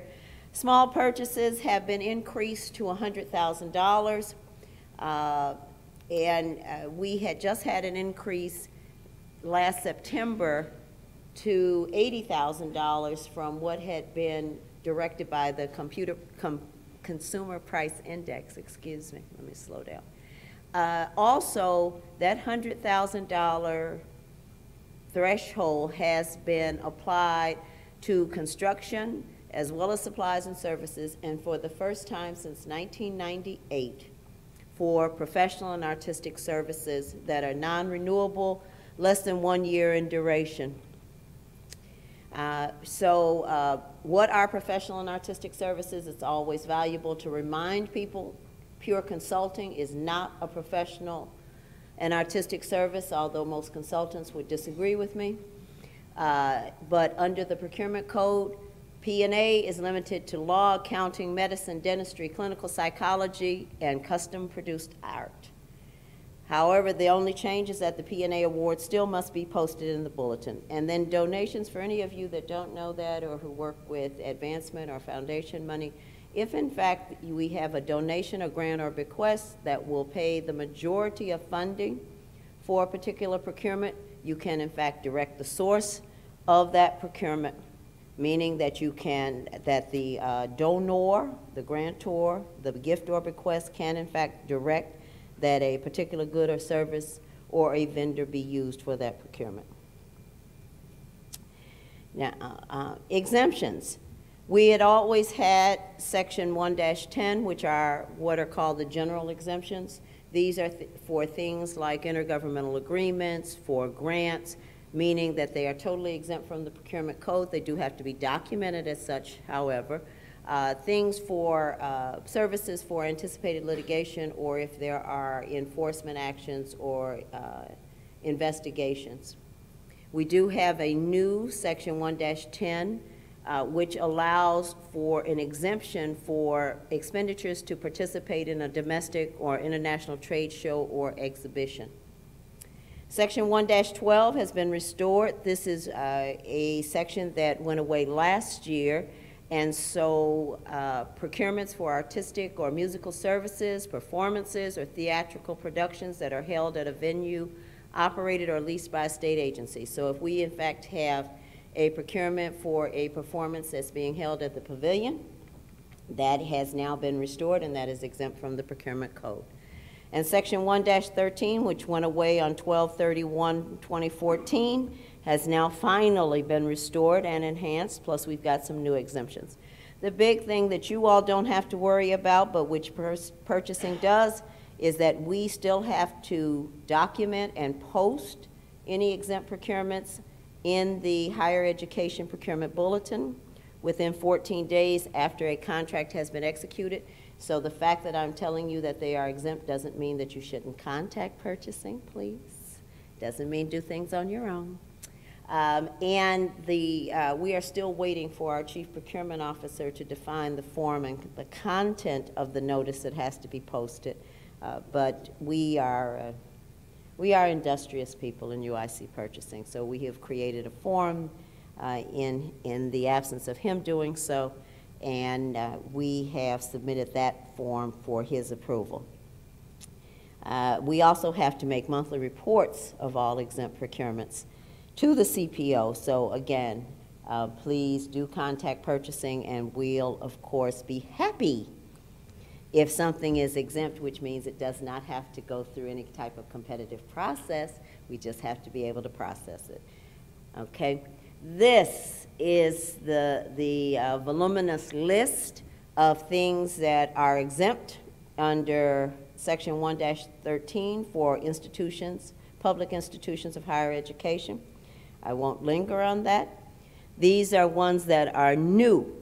Sponsored research and other sponsored activities under grants and contracts funded by the sponsor or sources other than state appropriations are now exempt. Contracts with a foreign entity for research or educational activities if that foreign entity does not maintain an office in the U.S. or is the sole source are now exempt. And so those are the enhanced, better, and then B-5 for this campus in particular. I'm sorry, for this university in particular, or at least until Carl gets up and running next year at Urbana-Champaign. Medical supplies and medical services for the delivery of care and treatment at medical teaching facilities, medical, dental, or veterinary teaching facilities of either Southern Illinois University or the University of Illinois, as well as for any university-operated healthcare center or dispensary that provides care, treatment, and medications for student, faculty, and staff are exempt. However, what does this really mean? It must be for direct care and treatment. The software that runs that piece of equipment that provides care and treatment is not exempt. The maintenance that runs that piece of medical equipment is not exempt. That means it still has to go through purchasing. We still do have opportunities to handle those procurements as a sole source or an emergency or quick purchase if that's what's required. But it's important to note, and I've had these conversations specifically with the Chief Procurement Officer, that the only thing that is exempt is direct care and treatment, something that actually touches a patient. We will be waiting for the rules that will come out, and that's why the rules are bracketed. That word rules are bracketed. There are allowances in the legislation that the Chief Procurement Officer can establish expedited procurement processes and may waive or modify certification contracts, hearing, and registration requirements for those types of supplies and services, such as software, maintenance, but we don't have those definitized yet. And any of these exemptions, our use of those exemptions must be documented. Again, we have prepared a form so that we can document those in the absence of the CPO having sent us something. And they may require publication. We are waiting for rules and direction on if we have to, in fact, publicize any exemptions. One of the big challenges for us in purchasing is that anytime we publish something in the bulletin, that means that the public can, in fact, challenge it. This is also a new exemption. Again, procurements for the fulfillment of a grant shall be made in accordance with the code to the extent practical. Again, the CPO, upon our written request, can waive all of the various requirements under the procurement code if the item to be procured or the terms of the contract make such compliance impractical. We have to, however, certify that effort, so we'll be coming back to you for that certification, that there was an effort made in good faith to comply with the code. And again, we're going to have to post in the procurement bulletin any waivers that are made. The law does specifically say that even if a certification is required, for example, for an exempt procurement, we would say that the vendor is exempt entirely from the procurement code. Therefore, they would not have to provide financial disclosures and certifications. The law does say that it still does not permit a vendor to make prohibited campaign contributions. Not exactly sure how we're going to verify that, but that's part of the role of purchasing. And then another exemption is that the Chief Procurement Officer, with the approval of the Executive Ethics Commission, may allow a university to accept a bid or enter into a contract with a business that assisted us in reviewing, drafting, or preparing a bid or contract documents, or even determining that a contract was necessary if we can demonstrate that that contract is essential to research and in the best interest of the university to accept. And so to the degree that we have research opportunities, Dr. Dutta has left, then we may have an opportunity to exempt specific procurements that are related to that research. Smiley face, the CPO must publish the new administrative rules, which will in fact give us the details about how we are intended to comply with all of these exemptions. That is a long process, and he has not yet provided any drafts. I personally find that very interesting, because ever since we determined on January 6, 2015, that the exemptions had gone away, we have known that something was in the works, and at some point the exemptions would be forthcoming, that they would return, and that there would be an exemption for medical supplies and services. So knowing Ben Bagby, and I know him pretty well, he used to be one of my employees, I find it interesting that he wasn't already ready with rules. So we're going to provide this whole presentation for you, so I'm not going to linger in a lot of the changes that occurred in this 139 pages. But valuable to know that the Procurement Policy Board, which along with the Chief Procurement Officer and the Executive Ethics Commission has oversight of all procurements that are done by the universities. They now have a 14-day right of review unless waived in writing, where they previously had a 30-day right of review. This should expedite some of our procurements, albeit we have always been very successful in getting them to waive their right of review. A new thing, just so that everyone is aware, the State Procurement Officer, which for the University of Illinois at Chicago is housed in the MAB on the 7th floor, a gentleman named Nih Salary.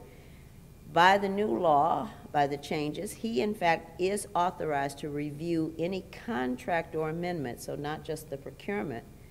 Prior to execution, he also may attend any procurement meetings.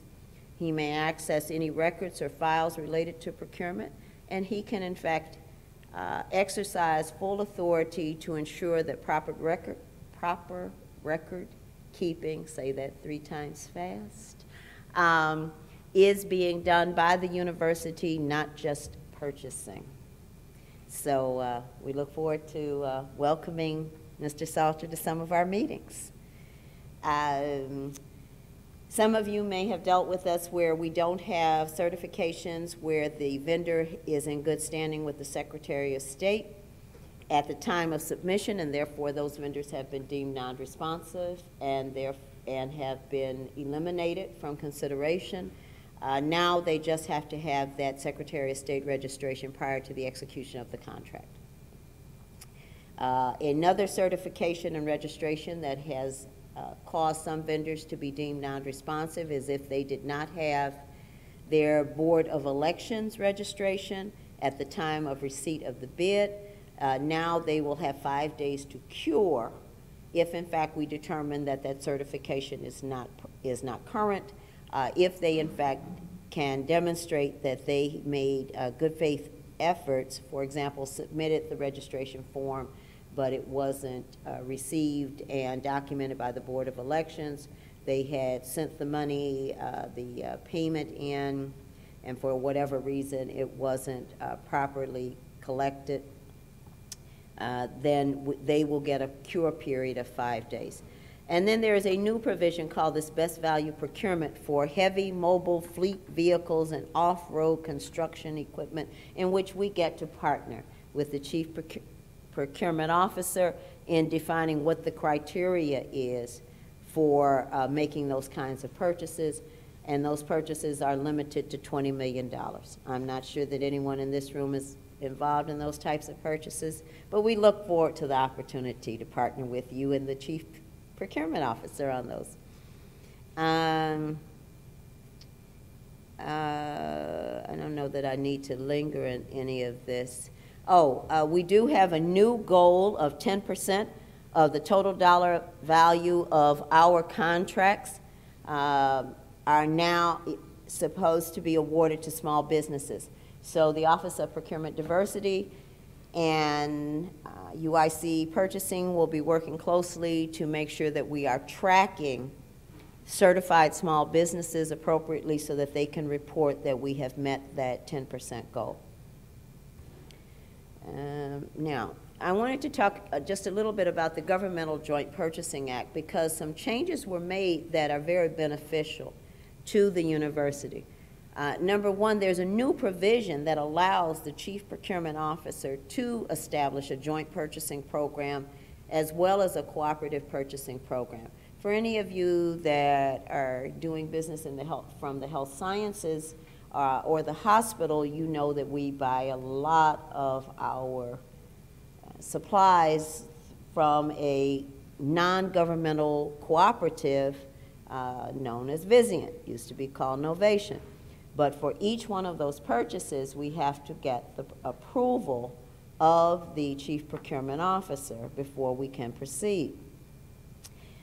The changes to the law now allow the CPO to authorize purchases of supplies not only through a non-governmental unit, but also with any other state governmental unit or consortium or under procurements that were done by federal agencies. And so what this effectively does is put in statute his ability to make these approvals and hopefully expedite the process.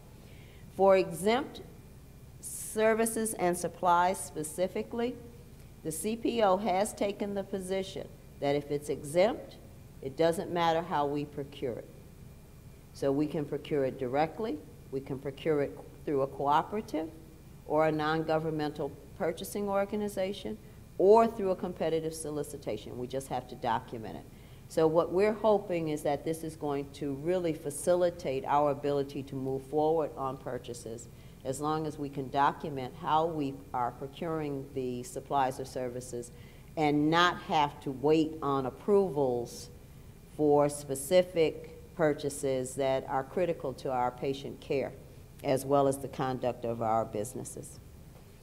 And then if the state is in fact a leader of a joint purchase, say with other state entities, with other universities, then the law now permits a multiple award, which wasn't previously allowed, as well as now puts in statute that the CPO could in fact still choose to go via a sole economically feasible source or an emergency route, as opposed to having a full competitive procurement.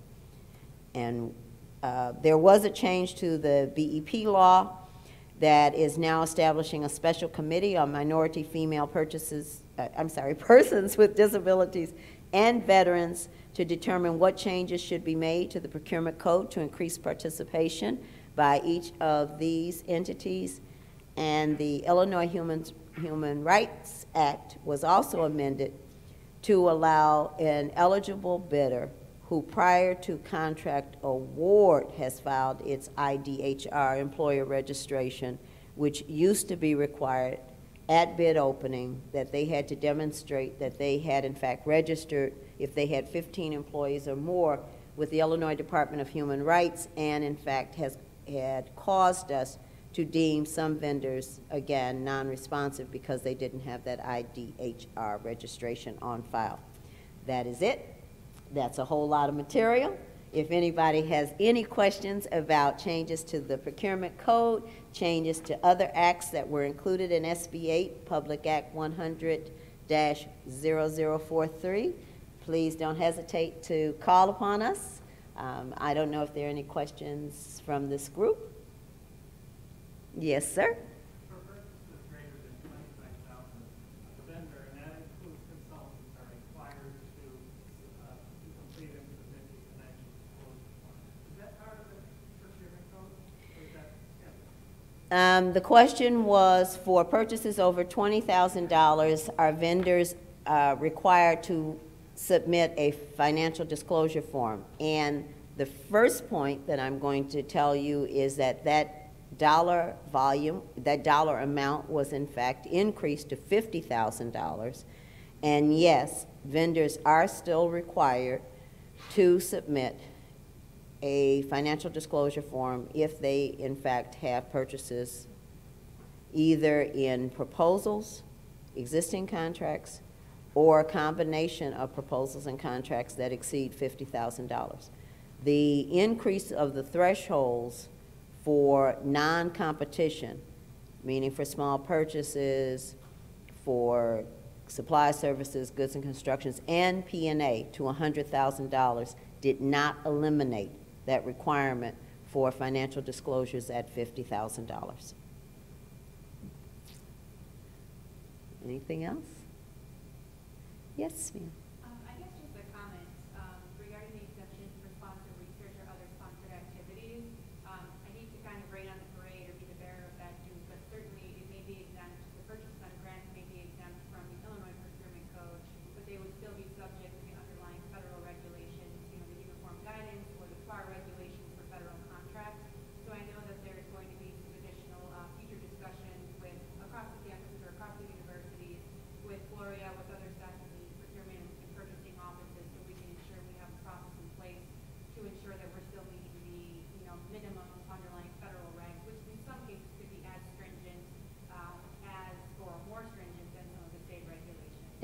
And I always tell people that compliance to the Illinois Procurement Code is like dealing with the feds, only harder.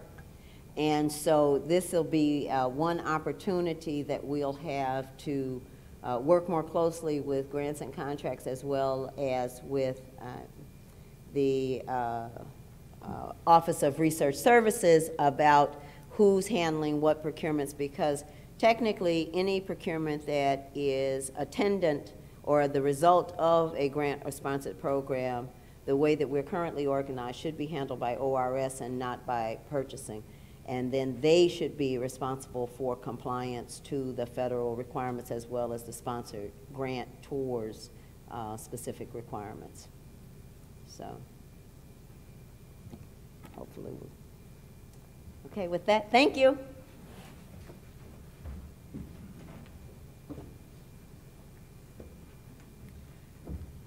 There is still much to discuss in this area and more information coming, but moving right along, non-monetary exchange policy, Nikki Melander and Ann Larimore. Oh, there you are.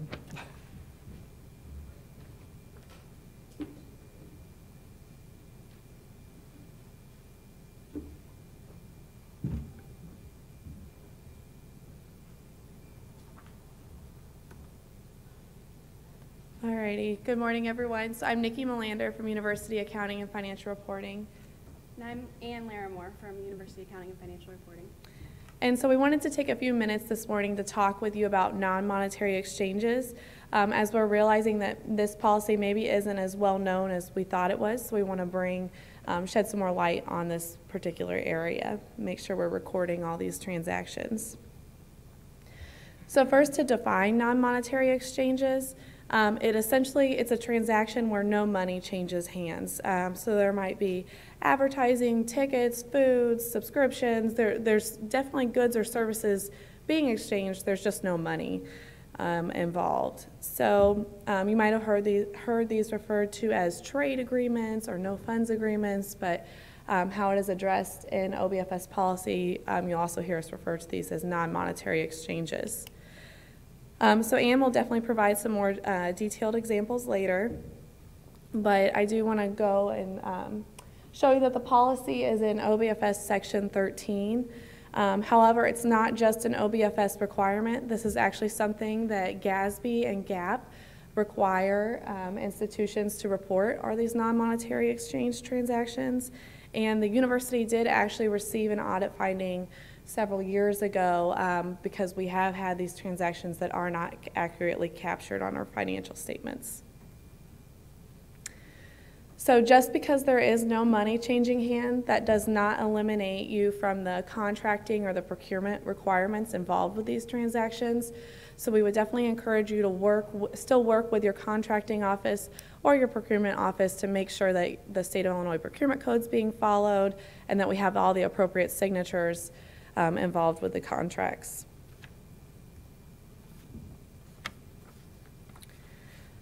So non-monetary exchanges are recorded at the fair market value of what the university is giving up.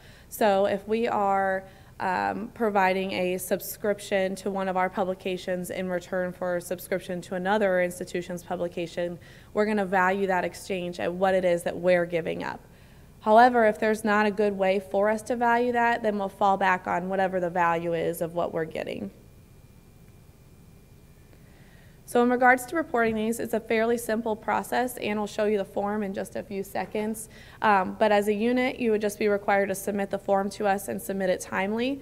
There has been in the past maybe a conception that these exchanges are just reported on an annual basis. They actually should be reported in the same accounting period in which they occurred.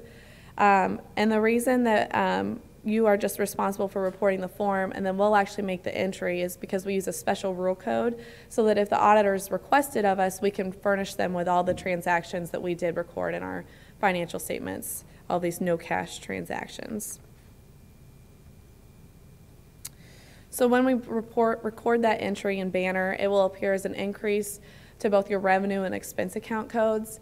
And since these are usually reported within the same self-supporting fund, there really is no effect on your fund balance or even on your cash. It's just going to show the revenue that you would have taken in had you not had this exchange, or the expense that you would have incurred had this exchange not happened. So now I'm going to turn it over to Ann, who's going to walk through the form and some examples. Good morning. So as Nikki said, we're going to go through the form. And I will say this is an older form. We are currently making updates to maybe clarify some of the questions. But just to walk through all the fields, obviously the first field is the transaction date. That's the date that the exchange occurred. As Nikki said, you want this to report the form in the same period that the date of the exchange occurred. The external party would be any vendors, sponsors, donors that the exchange was with. So if it's like a radio station, a catering company, a hotel, any type of external vendor. The goods or services given up, we would just want a little clause or a few sentences on the goods or services provided to the university. The estimated value is, as Nikki said, the fair market value of the goods or services provided by the university. And then the goods or services received are the goods or services received by the university. The estimated value is usually equal for both of them, and then we want you to put in the associated banner CFOP.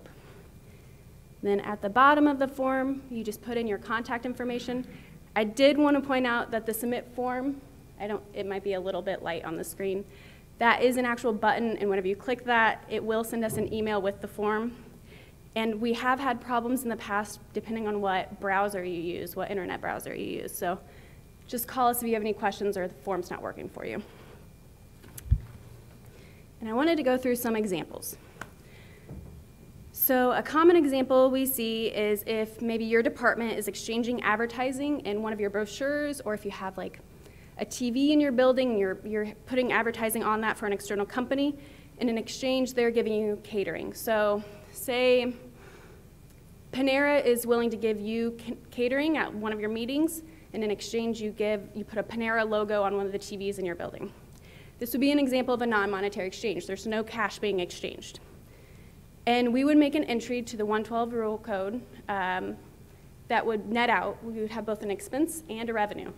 And we want to use the most descriptive account codes as possible. So we're going to look at this individually. So if we bought catering from Panera, we would incur an expense to 142,500, the meals or reception account code. We would receive revenue into the 307,910, the advertising sales revenue account code. And again, these would be valued at the fair market value of what the university provided. Another example would be, say, I think we've seen in the past, the math department exchanges a subscription to their electronic publications in exchange for access to other subscriptions. Again, no cash is being exchanged, you're just giving access to receive access for subscriptions. And so we would make an entry to incur an expense to 141,500, subscription information services.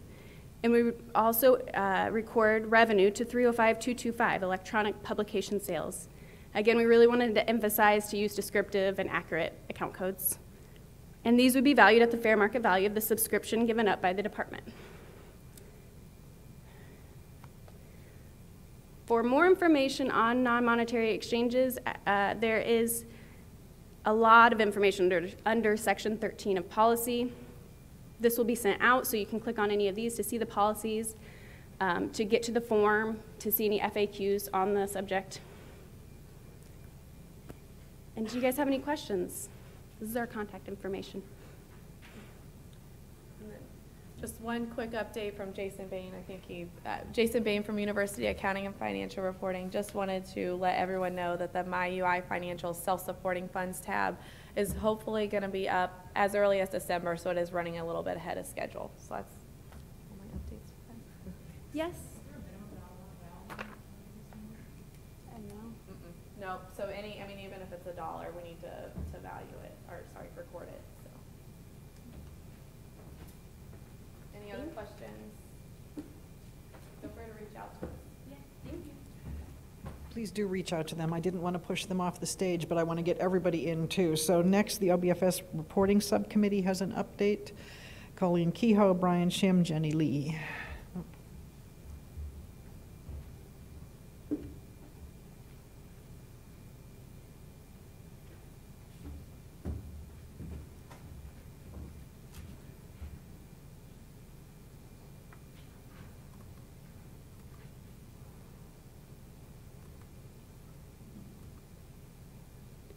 Morning, everyone. My name is Jenny Lee. I'm from University Accounting and Financial Reporting. Today I'm here along with Colleen Kehoe from OBCR to give everyone an update on the Reporting Subcommittee. First off, for those of you who've never heard of us, we are a Reporting Subcommittee is part of the OBFS Advisory Committee. We address the various business reporting needs of the units. We are a group of volunteers that get together to help anybody with a reporting role to get their reporting needs accomplished.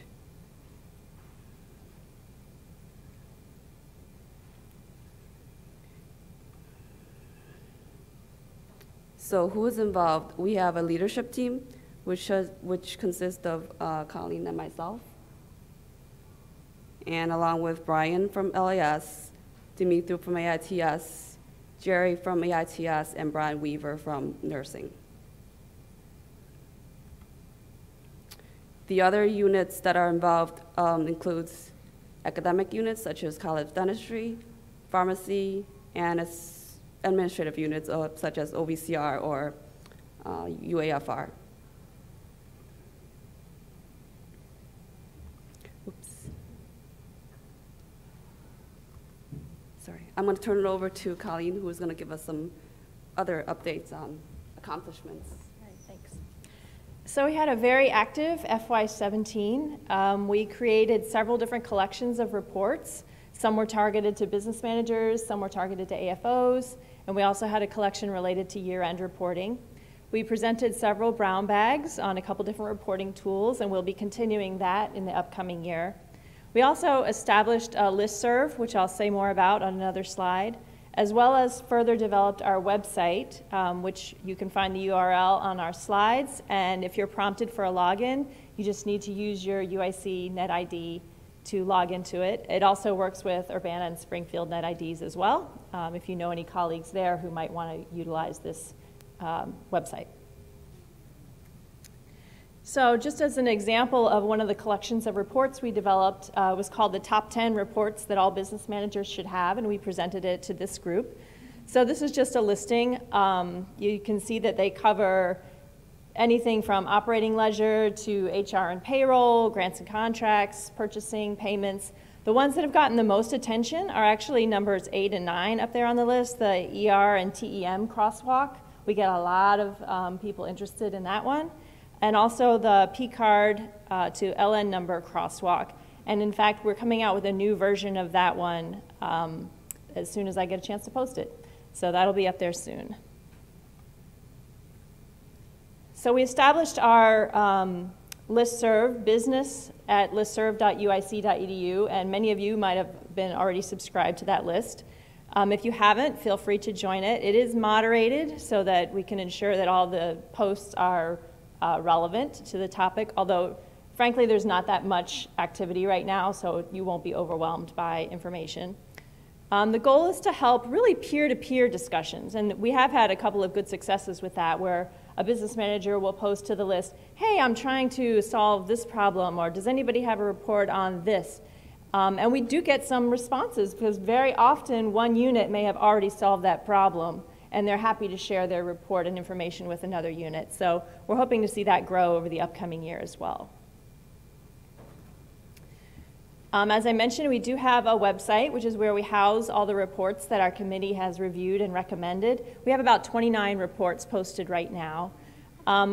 So the way this is different from some of the other sites that host reports is that we are linking to reports all across the university, some of which are developed by our committee, but others may be developed by other groups. And we try to provide some guidance to business managers about what those reports are really for.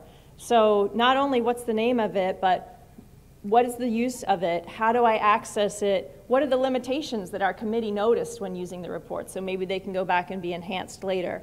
We also include some screenshots so that you can get a feel for what information is going to come back in that report. And there's a place for you to add comments on the report that will go to the committee for review, although I have to say we haven't gotten many comments yet, so hopefully some of you will check that out and provide us some feedback. Our FY18 goals is we want to further raise awareness of the subcommittee, so through some marketing, branding, and presence activities, such as presenting to this group. We also want to grow the user base for business objects reports. Most of the reports that we are pointing to are business objects reports, and if you are a user of business objects, you know that that is actually quite a process to get to the point where you can actually run business objects on your machine. There are a lot of known obstacles that people run into and then don't have a good way to overcome. So that's one thing our committee is going to be working on this year, is kind of documenting those obstacles and finding ways to help people through them. Finally, we're always going to be continuing to develop and promote additional reports on different topics. So related to that, we'll be conducting a needs assessment, so that may come out to many of you to ask where are the areas where you don't have the reports that you need. We're also going to be conducting several of those brown bags, and we know one of the topics is going to be Microsoft Access, so you can keep an eye out for that. That'll be announced through the business listserv, as well as probably through this forum. And some of the topics that we know are areas where people need more reports is in ICR, budgeting, forecasting, and grant proposals. So those are some areas where we're looking to develop some more reports this year. If you're interested in getting involved, as Jenny mentioned, it is a volunteer group from people from all kinds of different units with all different levels of expertise. People are coming because they don't have the reporting expertise and they need someone to help them. Others are coming because they are experts in reporting and can share their knowledge with the group. So regardless of your level of expertise, you're welcome to join our reporting subcommittee. And you can contact either myself, Brian, Shim, or Jenny as well, or any member of the reporting subcommittee, of which I see many here today. All right, any questions or comments? All right, thank you.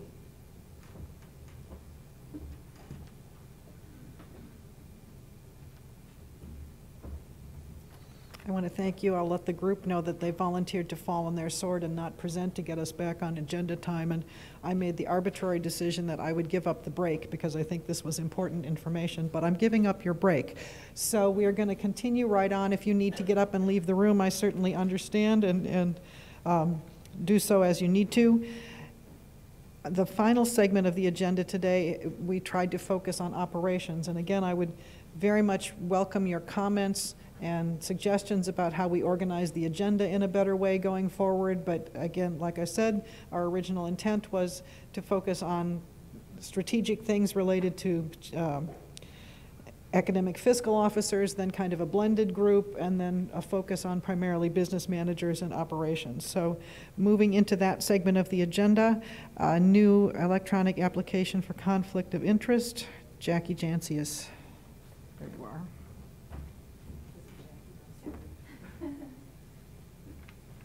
Is that just on the next slide?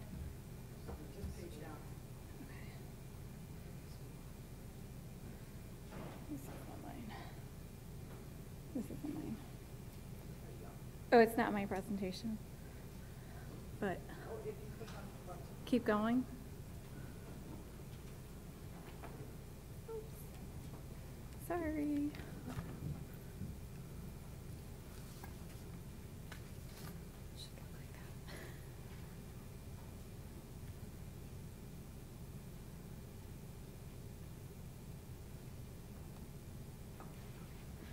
Great. Okay, thanks. My name is Jacqueline Jansis. I'm the Director for Conflict of Interest. I'm in the Office of Vice Chancellor for Research.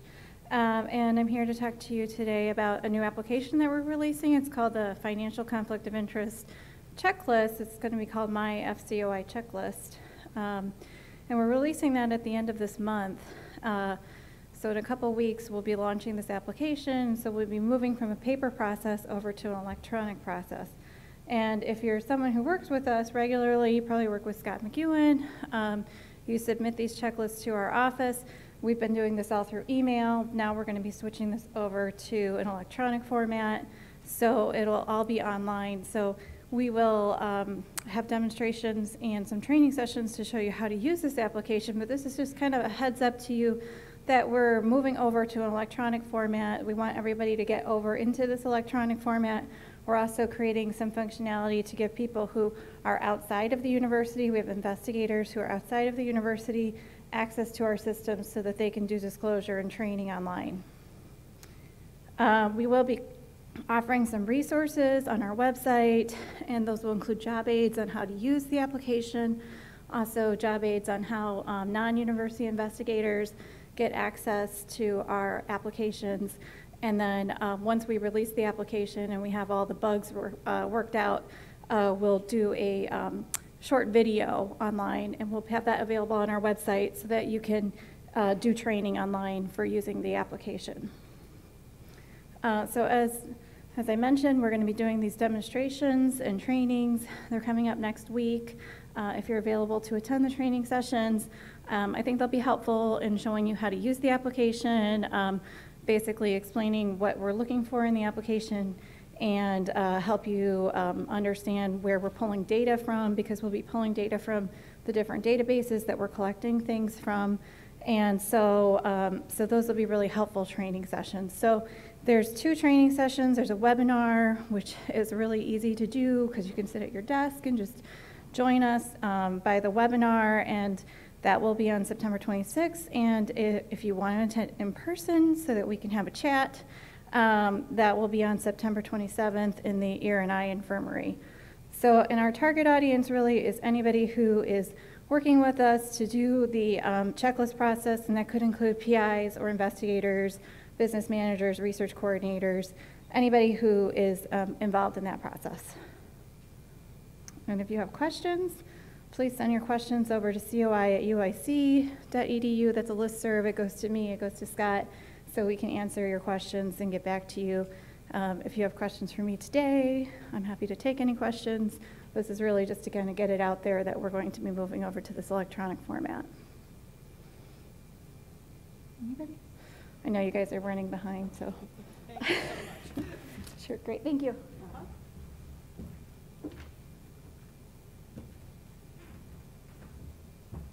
Up next, Don Smith from University Payroll and Benefits with a training update.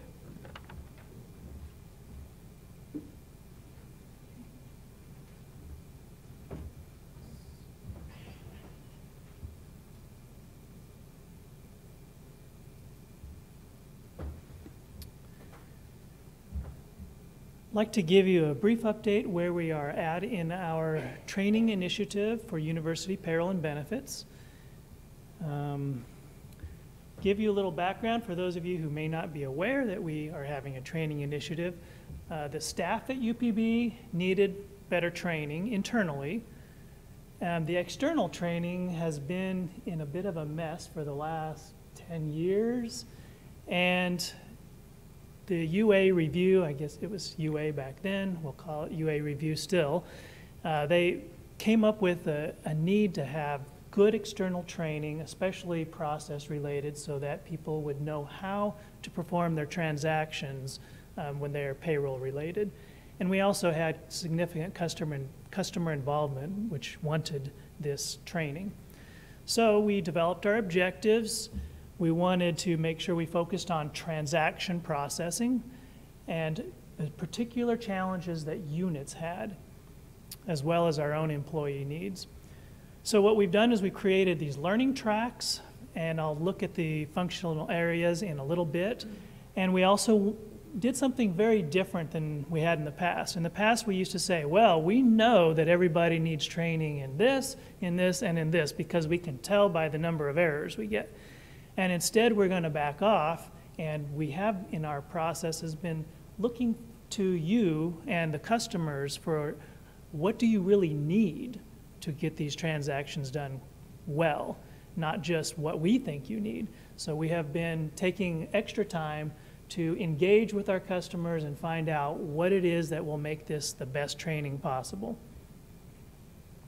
So here are the learning tracks. We have a foundational course for University Payroll and Benefits, things like basic payroll information, also time reporting, payroll adjustments, payments to foreign nationals, and benefits fundamentals. Also, a new one, inviting and onboarding foreign nationals, and I'll be talking a little bit more about this one later. So, to bring you up to date, this is what we've accomplished so far in time reporting. We have developed a course on time entry and approval. So this whole security setup issue, we know there's a lot of challenges we have with that, so there's information on the website now that you can go to. Take the course. There's also a job aid that you can look up these topics. Payments to foreign nationals. We have courses out there that are being housed on the Foreign National Payment Resource page. If you're on the main OBFS homepage, if you look under foreign nationals, you'll see there's a link right there to the resource page. That's where we house all the courses and the job aids and resources that can help do the transactions for foreign national payments. We have a selector tool which helps you decide exactly what type of payment you're making, because if you think you're making one kind of payment but you're really making another one, you're going off on the wrong track and it's going to get returned to you. So we're providing you resources to help you make the right choices at the beginning. We have a course on reimbursements, expense reimbursements for foreign nationals, as well as some job aids to support it, and a course on how to submit an award or prize for foreign nationals, as well as resources to support it. We have some benefits fundamentals courses that are out there and information. You'll have to go to the payroll and benefits section of the OBFS website to find most of these. And over on the left, if you look down in the sidebars, you'll find a benefits area, and you can look there to find information about benefits. So a lot of this is relative to the units and not just the individual employee who's looking for benefits. So there are things that you need to be aware of regarding benefits as well. Coming soon, almost ready to be published, a course on foreign national honoraria, online course as well as supporting resources for that. How to submit a human subject payment online course for foreign nationals. That will be coming up after the honoraria, as well as job aids and infographics. So you'll see that there's quite a few job aids and infographics. We are working on providing as much information to you in good bite-sized pieces, printable resources, things that you can use at your desk to do these transactions instead of having to sit through an entire course to find the information you need. We're providing it all for you there. And the course bumps things up and not just giving you a bunch of information. That's all in the infographics and the job aids. We're going to show you how to do the transactions. We're going to engage you in activities that will help you learn how to do these transactions and make the right decisions to make these kinds of transactions. Also, there is a new thing coming very soon, inviting and onboarding foreign nationals. I don't know if you mentioned, so earlier we talked, Gloria talked to you about the certification program. This is a course that's in the certification program. This week, I know we are taking nominations for those who would like to attend that. It closes at the end of the week. So if these are topics that you need to be aware of, it is aimed at business managers.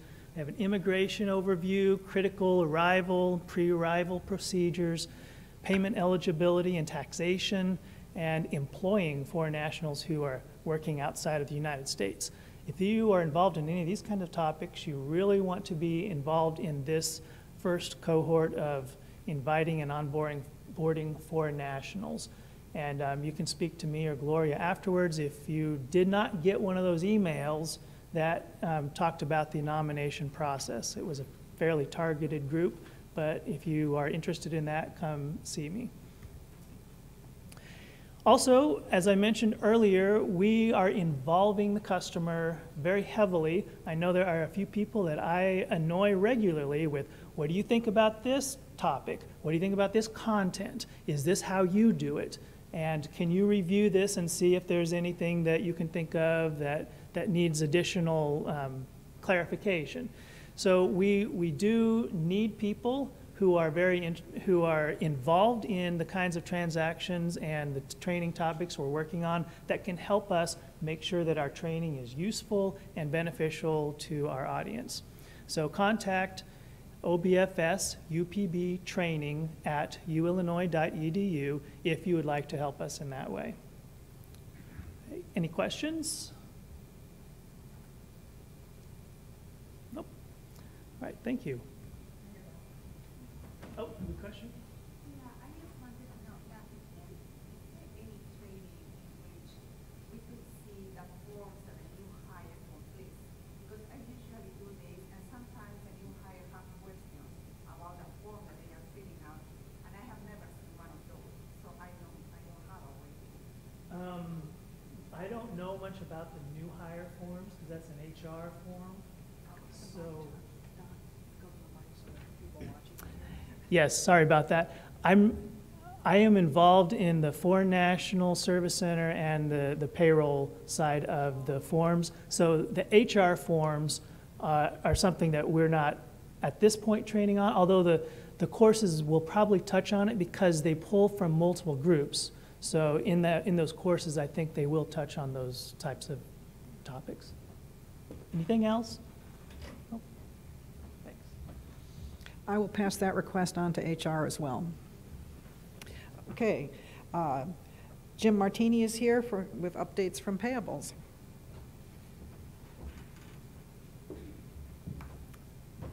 Morning. I'll keep this brief. I don't have a slide deck. I don't have bullet points, but I had a couple comments I wanted to make today, and I want to take advantage of the opportunity. Thank you all that attended the symposium last Tuesday, or those of you that sent employees. I think from what I heard, it was fruitful, it was beneficial. If you thought it was beneficial, let someone know. If you thought it could use some improvement, let someone know, but I thank you for sending some people. I also want to remind everyone we appreciate your participation in the source to pay. As Gloria pointed out, there were people on all the universities, from all the universities that are participating in that. I'd remind you, please, we had a couple comments after a couple of our sessions at the symposium. I'd remind you that Payables is on campus here once a month, and we announce our schedule via the OBFS newsletter. If your department is not registered to receive the OBFS newsletter, I'd strongly encourage you to do that.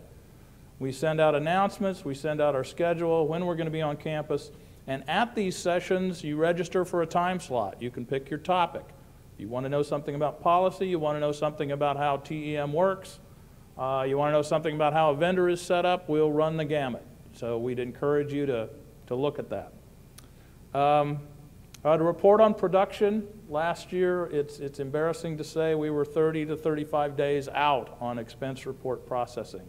We're now down to 3 to 5 days.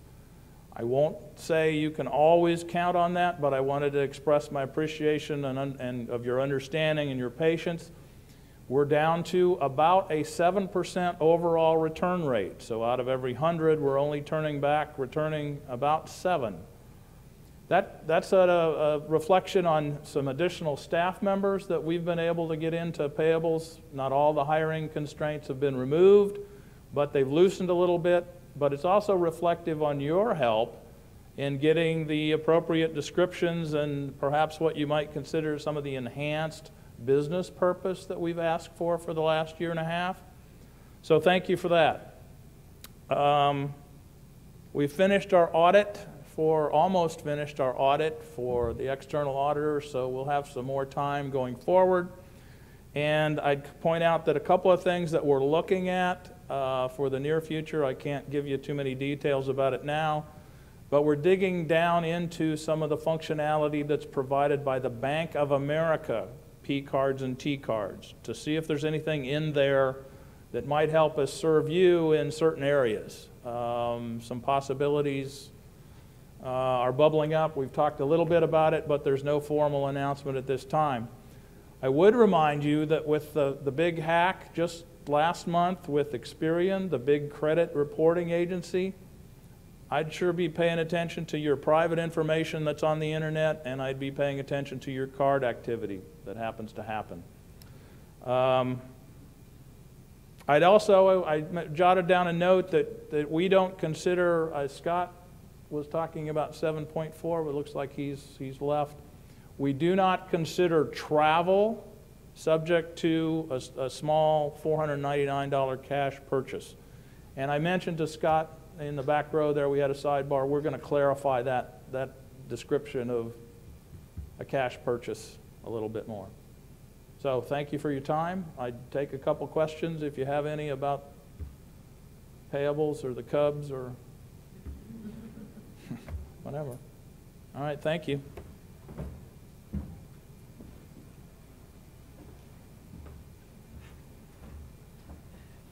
Thanks, Jim. Our last presentation today is something that several people have asked me for, so I'm glad they're here to do it. I see Dale Morrison, Charlotte Roberts, let's combine the names, to talk about how to search for small and diverse vendors.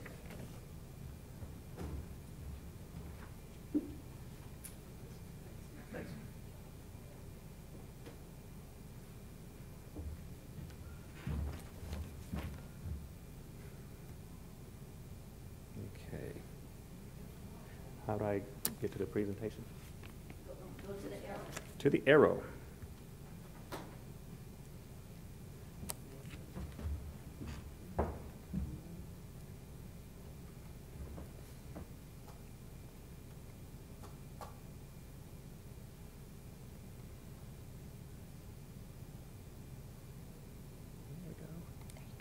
Awesome. Cool. So, thank you. Good morning. I see they saved the best for last. I like to think so anyway. My name is Dale Morrison, and I'm representing the Office of Procurement Diversity.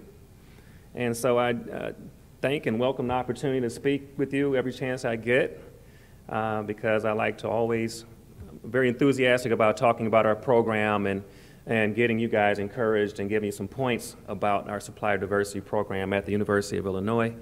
Charlotte Roberts is not here, so I am here to do this presentation.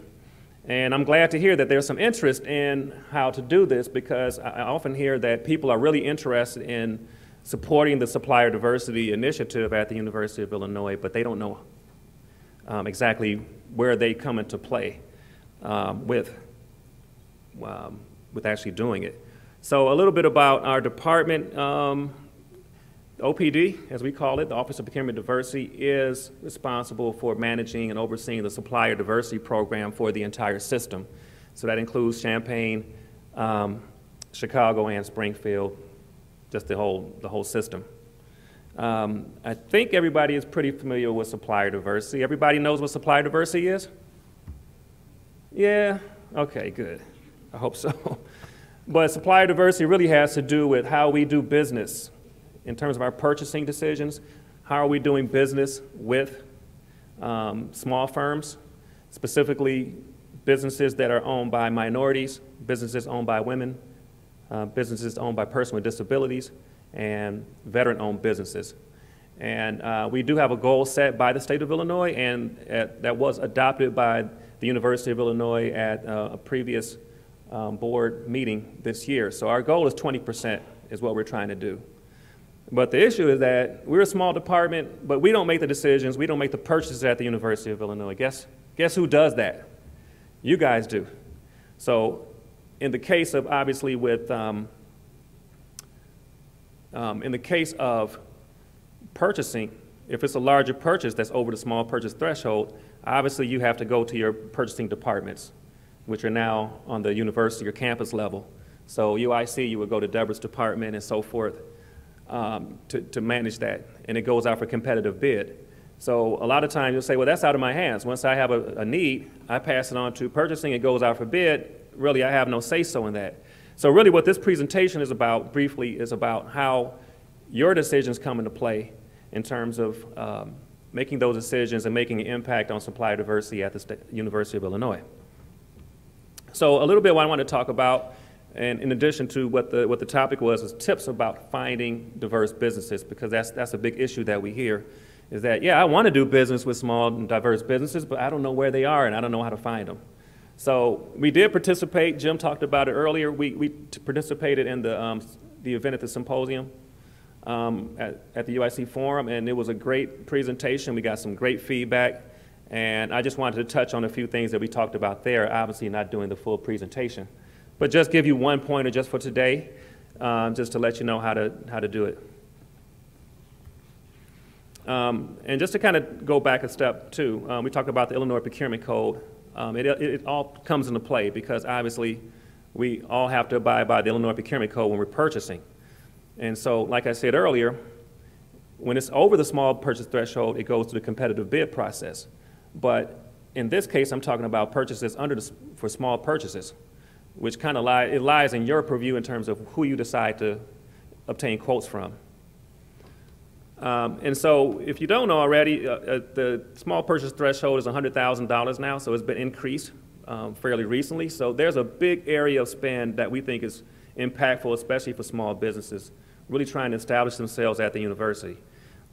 Many of them are not big enough or don't have the capacity to bid on the large $1 million, $2 million, $10 million contracts, but they can participate on a small purchase level, and that's where you come into play.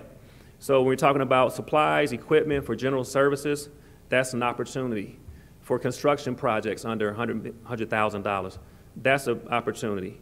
And of course, for professional and artistic services, contracts, we're talking about lawyers, accountants, CPAs, IT services. That's another opportunity for you to be able to select and have vendors that's available to you. And just to point out, I don't want to read all this information, but part of our policy, we do have a purchase policy for small purchase under the small purchase limit. And it says that when we're soliciting for small purchases, that we should at least seek one quote from a BEP program that's a BEP certified diverse firm at the state of Illinois. So is it a requirement? I won't say that, but it's encouraged that you at least get one quote to give them opportunity to do so. So how many people are aware that there is a searchable database that's sponsored by the state of Illinois called the BEP Program Database? Show of hands? A few people know about it? So that's the part I'm going to talk about today, because you can also search in your iBuy. But today I'm not going to talk about the iBuy part of it. I'm just going to talk about searching the BEP database. The BEP database, how many people have an idea how many firms out there are actually certified with the state of Illinois? Approximately how many? Just a guess. 1,700 firms are certified with the state of Illinois approximately. So, and that covers a ton of different areas that you can think of. Professional services, construction services, many things that can meet your needs.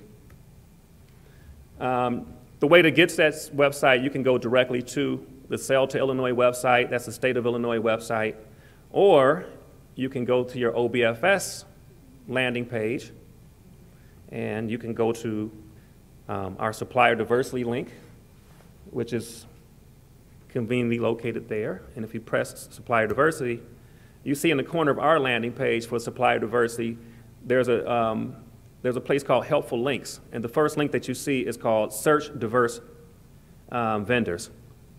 So if you don't want to go out to, to go out into an outside source to find these vendors, you can go to our website and do so. And if you click that website, it will take you directly to the BEP portal. And this is an opportunity for you to search. You can search by category, or you may have a vendor that you know of that you may want to look up to see if they are actually certified with the state of Illinois. Because another thing that I hear too is that you have vendors that you're using and you know maybe it's a woman-owned business and I want them to count towards the BEP goal, but I don't know if they're certified or not. And the way it's set up currently is that they have to be certified with the state of Illinois in order for us to count them towards the goal. And so in order for you to either A, search for a vendor that you have a need but you don't know who you want to use, you can go here and actually enter a business description and put the service that you want, say security services or whatever you need, IT services, and you can click there and it will give you a list of BEP firms that are available for your use. Otherwise, if you have a firm that you know of, but you don't know if they're certified or not, you can enter their name into the search function, and it will tell you whether they're certified or not. I'm not going to walk through that today because we're available to help you with that. But there's also upcoming training events as well. So if you're interested in doing some trainings with the BEP program, there's a link on that page that says for training. You just click that page, and it gives you a list of events that's coming up. And when you select view, you can RSVP for that training. You don't have to attend in person. It's online, some of them, and some of them, if you choose to have time in your schedule to go and attend in person, you can do that as well.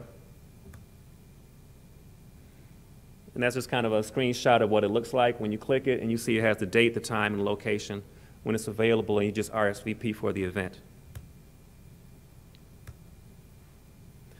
We also, with the help of Biz, with our marketing department here at the University of Illinois, prepared a tutorial for you. And this is a link. We're not going to show the video today, but it's about a 4-minute video to walk you through the process of actually searching vendors through iBuy and searching for vendors on the BEP website. This is available. I don't know if the actual presentations are available to you, but that link is there. And the link is also available on our OPD website, Office of Procurement Diversity website. And you'll enjoy the video. It's very short. It won't take a lot of time, and it's very succinct, and it walks you through the process of how to search for a vendor in iBuy and on the State of Illinois' website.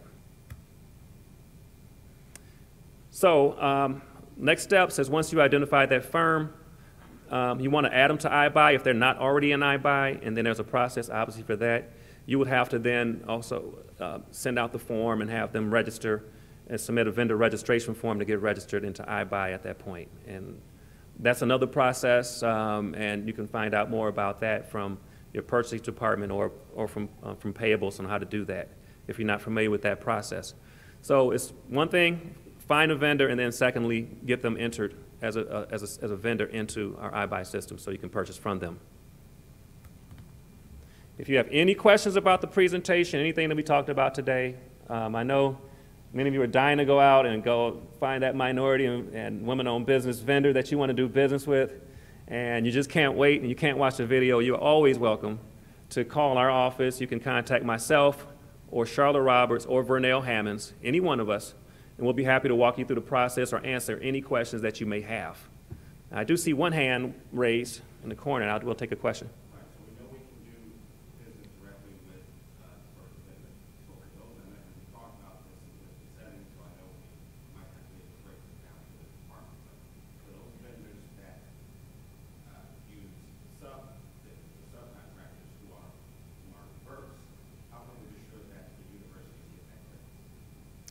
Okay, well, first of all, if there's a sub-vendor that's involved, normally they have gone through the competitive bid process and they have a contract with the university.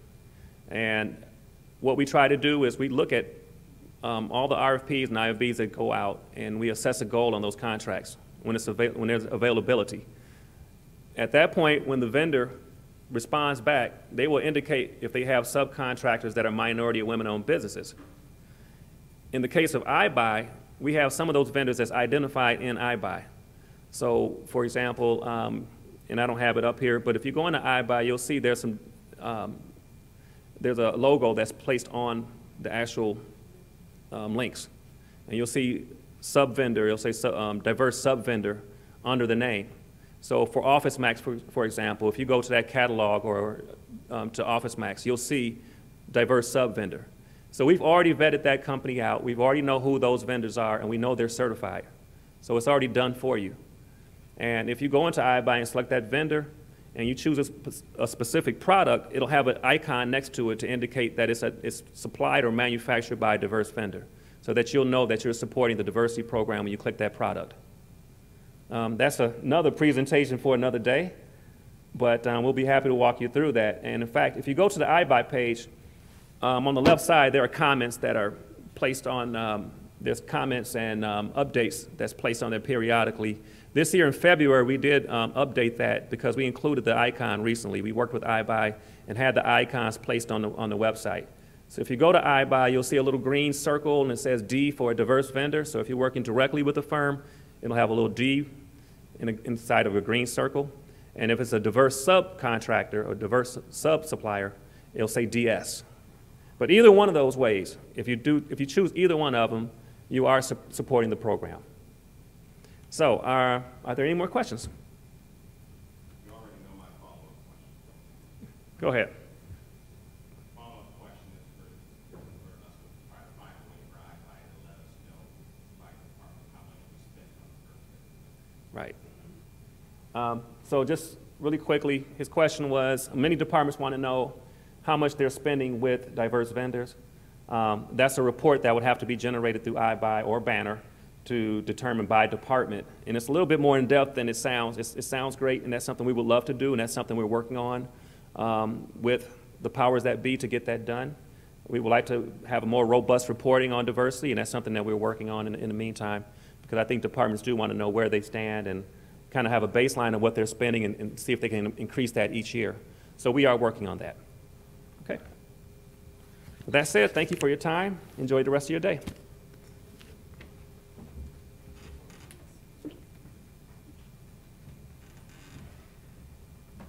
This last conversation was just another example of why source to pay is so key. Our challenge is we've got data in many disparate systems, and bringing that information together into one comprehensive set that allows us to have management information is challenging, and we hope to meet that challenge going forward. Well, thank you for coming today. This has been a long haul for some of you, and I appreciate you hanging in there with us, whether you're virtually or in person here. It seems to me the theme of today's meeting, as it is often, but reach out to us, talk to us, give us your ideas and your information, give us your challenges so that we can work together to help solve those. Reach out as you need to any of us. Our next meeting is November 9th, and I look forward to seeing you there. Thanks for coming.